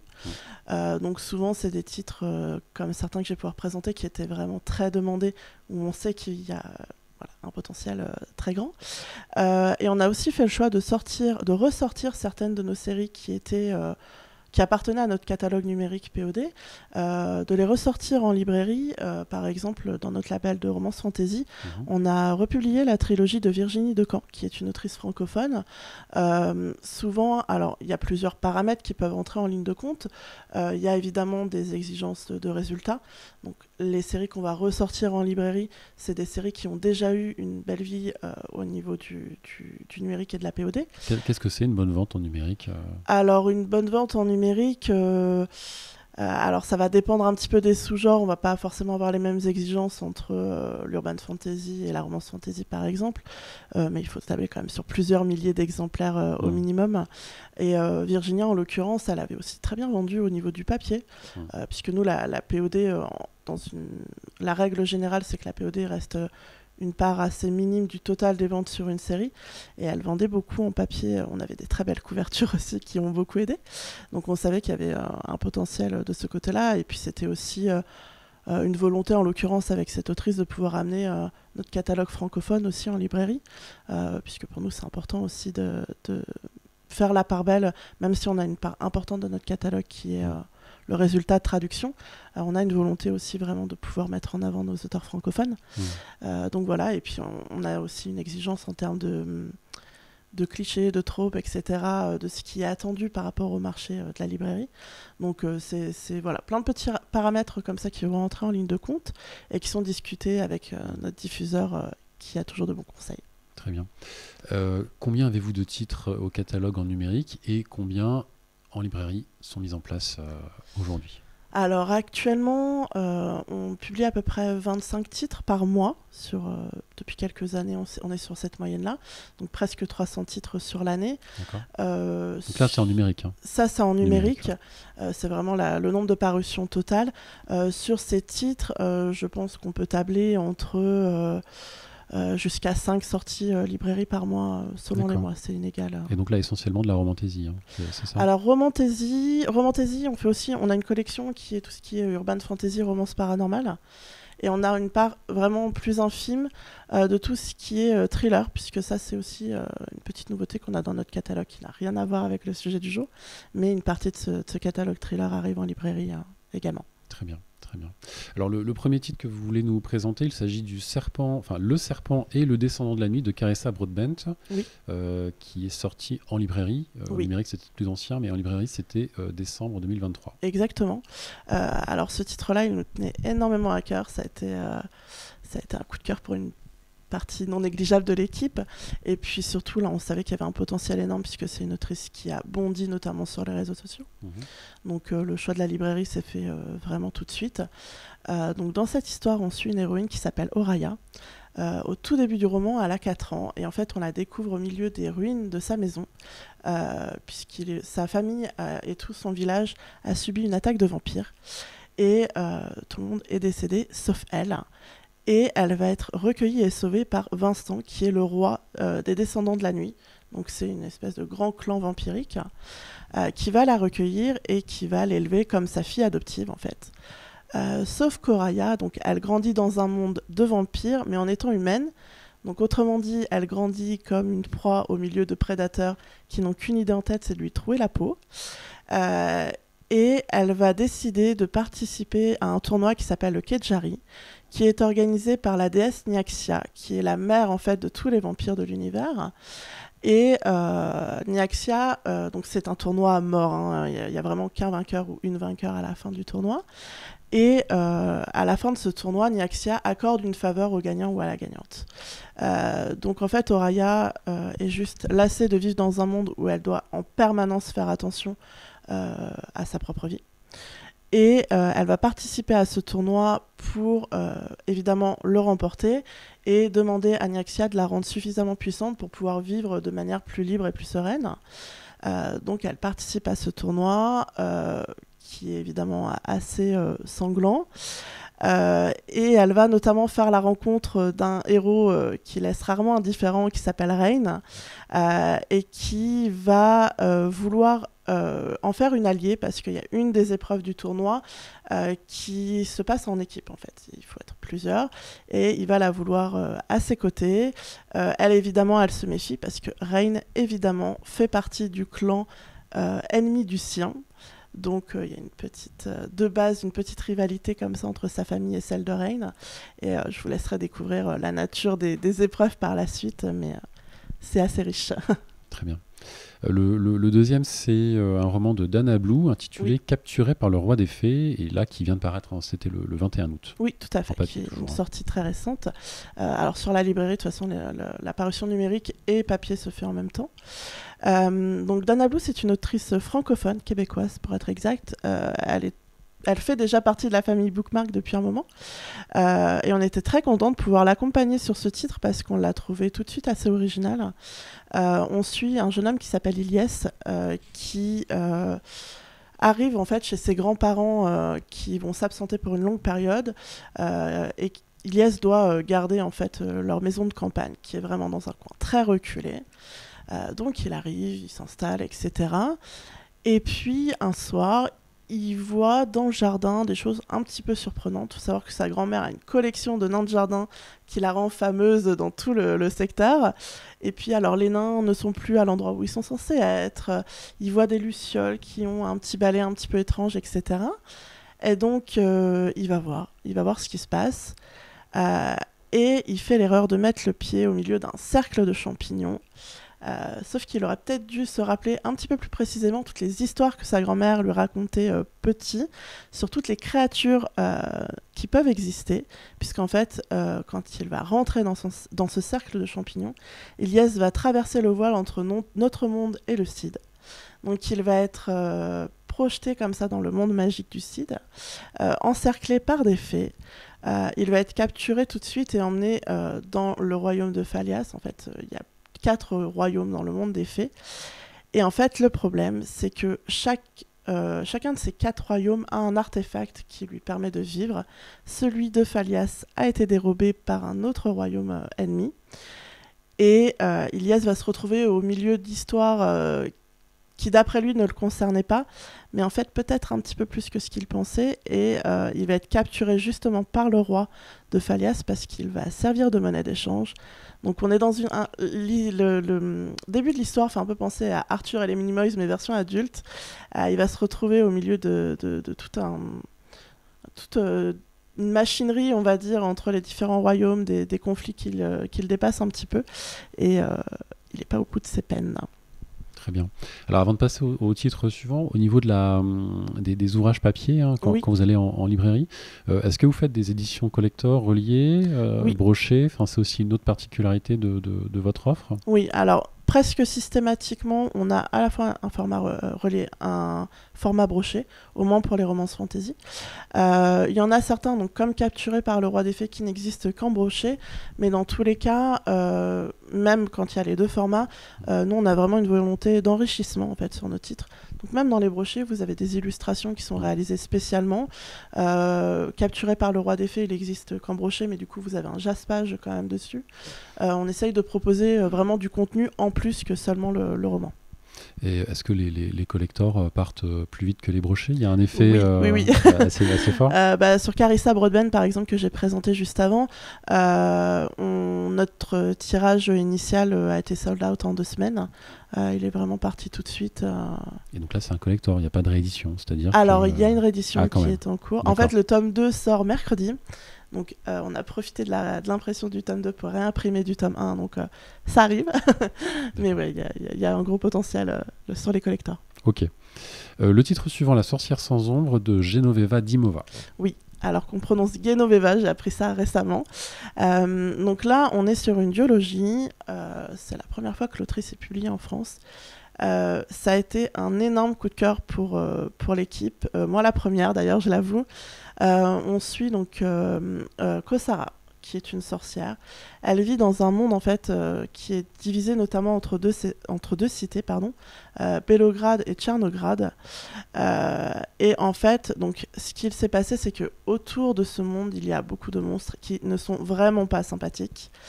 Et en fait, Belograd, pour se protéger, a décidé d'ériger autour de la cité des grands murs pour empêcher les monstres de rentrer dans la cité. Sauf qu'en faisant ça, ils ont laissé Tchernograd dehors, à la proie des monstres. Donc notre héroïne vit à Tchernograd et elle est sorcière. En tant que sorcière, elle a un rôle important puisqu'elle va aider à protéger la population, notamment en protégeant les foyers, etc. Et donc l'histoire commence au début de ce qu'on appelle les jours cruels. Donc c'est à partir du premier jour de l'année pour les 12 premiers jours. Et en fait, c'est la période pendant laquelle les monstres ont la possibilité de pénétrer dans la ville de Tchernograd. Donc c'est un bain absolument sanglant. Mais en fait, Kosara, ce qui l'inquiète surtout, c'est un monstre en particulier qui s'appelle le Smeil, avec lequel elle a une histoire très longue et à découvrir. Et donc l'histoire commence, elle est dans un pub avec 2 de ses amis et un étranger qui vient de Belograd. Ils sont en train de jouer aux cartes. Elle, son seul objectif pendant les jours cruels, c'est de réussir à échapper au Smeil. Sauf qu'en fait, à peine minuit passé, le Smeil la retrouve tout de suite, alors que d'habitude, elle arrive à le semer beaucoup plus facilement. Et concrètement, il est à 2 pas de réussir à l'attraper. Et elle sait très bien que si ça arrive, elle ne donne pas très cher de sa peau. Et là, l'étranger avec lequel elle joue aux cartes lui propose un deal qu'elle n'a pas vraiment le choix d'accepter. Il lui dit qu'il peut la transporter directement à Belograd, donc en sécurité, en échange de son ombre. Sauf que ce qu'il faut savoir, c'est que le pouvoir des sorcières réside justement dans cette ombre, que si elle la cède, elle n'a plus aucun pouvoir. Et surtout, les sorcières qui n'ont plus leur ombre sont grignotées petit à petit par ce qu'on appelle le mal des ombres. En fait, elles deviennent finalement elles-mêmes une ombre. Mais elle n'a pas le choix, donc prise de panique, elle décide d'accepter le deal qui lui est proposé. Elle est propulsée à Belograd, sauf qu'en fait, en l'occurrence, le mal des ombres la ronge beaucoup plus vite que ce qui est fait normalement. Donc elle va se mettre à partir à la recherche de son ombre dans le milieu de Belograd, dans la ville de Belograd. Elle va faire la rencontre notamment d'un inspecteur qui cache peut-être un certain nombre de secrets, et elle va se retrouver au milieu de conflits et d'intrigues auquel elle ne pensait pas du tout devoir être confrontée juste en recherchant son ombre. Et donc on est à la cheval un petit peu entre ces 2 cités et il se passe vraiment beaucoup de choses. C'est un livre vraiment à découvrir. Très bien, merci. Avant de présenter le dernier, expliquez-nous aussi peut-être comment ça se passe pour vous. Les réseaux sociaux, c'est très important aujourd'hui. Ça l'était d'autant plus quand vous étiez uniquement numérique pour se constituer un lectorat et qu'on ait une jeune marque d'édition. Alors oui, en fait, nous, chez Bookmark, c'est vrai qu'on a un lectorat qui est très fidèle, qui nous suit souvent depuis le début. Alors ça a un petit peu changé depuis la diffusion en librairie, puisque évidemment on a touché des lecteurs qui ne nous connaissaient pas encore. Mais on a voilà, ce lectorat qui est vraiment très fidèle, qui nous connaît bien, qui suit vraiment de manière assidue nos publications. Et ça se fait aussi principalement par les réseaux sociaux. Effectivement, ils suivent nos actualités par ce biais. On a aussi une page... au niveau d'Instagram qui s'appelle Team Bookmark, on aime bien partager les coulisses de la maison d'édition. Donc on profite aussi de ces réseaux pour avoir une proximité au plus possible avec nos lecteurs et nos lectrices. Donc ouais, c'est très important pour nous. Très bien. Et donc le dernier ouvrage à présenter, c'est Wild Sky de Zaya Feli. Oui, donc on est aussi sur une autrice qu'on avait déjà publiée dans notre label Young Adult. Zaya Feli donc, nous livre ici un stand-alone, c'est un tome unique. Mais c'est une belle brique, donc il y a beaucoup de matière dedans.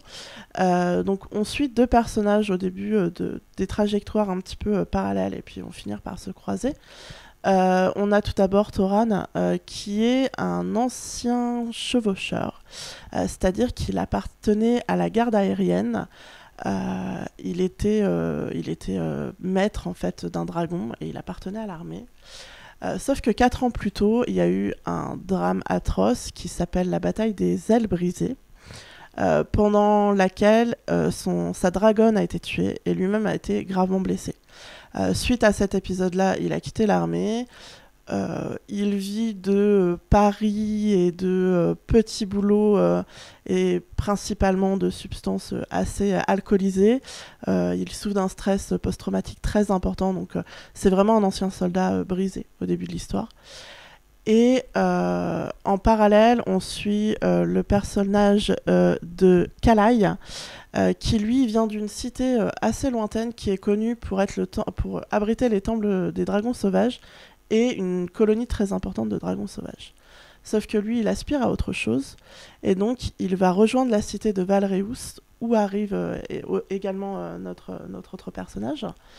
Et il a notamment avec lui un dragon, sauf qu'en fait, dans cette cité, il est interdit de posséder un dragon quand on n'est pas un chevaucheur, quand on n'appartient pas à la garde aérienne. Donc ça va lui créer quelques problèmes. Et puis surtout, les 2 personnages vont se rencontrer parce que notre personnage de Kalai, qui est le personnage qui vient d'une cité étrangère, se voit confier le poste d'archiviste, et de par ses connaissances des dragons sauvages, on va lui confier un œuf de dragon qui est très mal en point. Et en fait, on veut profiter de ses connaissances pour essayer de sauver ce dragon, d'autant qu'il appartient à une espèce qui s'appelle les dragons titans, qui est vraiment très très rare. C'est des dragons très puissants, donc le personnage de Toran arrive aussi à ce moment-là en fait. Et tous 2 vont tout faire pour protéger ce dragon, pour réussir à le faire naître et à le faire survivre. Et puis tous les 2, ils vont devoir enquêter sur un phénomène assez étrange, c'est que les dragons sauvages ont tendance à venir attaquer la cité de Valreus, ce qui n'arrivait jamais avant. Et ils vont se rendre compte qu'il se passe peut-être des choses en dehors de la cité dont il va falloir s'occuper de manière assez urgente s'ils veulent tous survivre en fait. Très bien. Merci pour cette dernière présentation. Avant de conclure, peut-être une question. Est-ce que, alors je vais d'abord vous la poser à vous, Angélique Romain. Vous êtes présente en salon. Comment ça se passe en complément des réseaux sociaux, et quelle importance ça a sur votre activité? Alors nous, on fait pas mal de salons quand même. On en organise aussi nous-mêmes. On fait des petites, ce qu'on appelle nous des pop-up stores 2 fois par an. Donc pendant une semaine, on organise un salon spécial Bookmark dans différentes villes, notamment Paris, mais aussi en province. Et puis voilà, c'est une part très importante. Déjà, on aime bien aller rencontrer nos lectrices. C'est quelque chose qui est important pour nous. Et puis, comme une partie de notre catalogue est en impression à la demande, c'est aussi rendre plus facilement disponibles ces titres qui ne sont pas toujours trouvables en librairie directement. Donc, puis on est très friands de ça. On aime bien aller à la rencontre des gens, recueillir leurs impressions. Donc, très bien. Est-ce que vous fréquentez les salons? Est-ce que ça fait partie de vos objectifs? Alors oui, nous c'est une situation un peu particulière parce que nos livres ne sont pas encore sortis. Donc je ne peux pas vous dire quel salon on a déjà fait, mais on en fait déjà pour le jeu de rôle notamment. Donc là par exemple, je serai à Senlis le week-end prochain, on va faire Octogone également, on fait le salon de Cannes. Enfin voilà, on fait plein de choses pour le JDR, et évidemment c'est dans les objectifs pour la littérature aussi. D'accord. Et vous, chez Brajlon, les salons, qu'est-ce que ça représente? Est-ce que c'est important pour communiquer avec les lecteurs? Alors, on envoie nos auteurs dans énormément de salons, de façon à ce que les lecteurs puissent avoir un contact avec nos livres et avec donc du coup Brajlon par intermédiaire. Mais on ne prend pas très souvent de stand maison dans les salons. On sera au salon du livre de jeunesse, donc je le mentionne, même si là on est sur l'adulte, mais parce que notre catalogue est quand même très tourné autour de l'imaginaire en jeunesse. Donc, pendant longtemps, je pense que ça aide beaucoup à la construction d'une maison, et c'est vrai qu'on a été très très présent sur les salons en tant que maison les 10-15 premières années de notre existence, et puis le besoin est moins prégnant au fil de l'évolution de la maison. Mais c'est très important néanmoins que nos auteurs y soient. Très bien. Eh ben, ce sera le mot de la fin. Je vous remercie toutes les trois d'être venues sur ce webinaire. Je remercie nos spectateurs également de nous avoir suivis, et je vous dis à très bientôt pour un prochain webinaire Livre Hebdo. Très bonne journée. Merci, au revoir.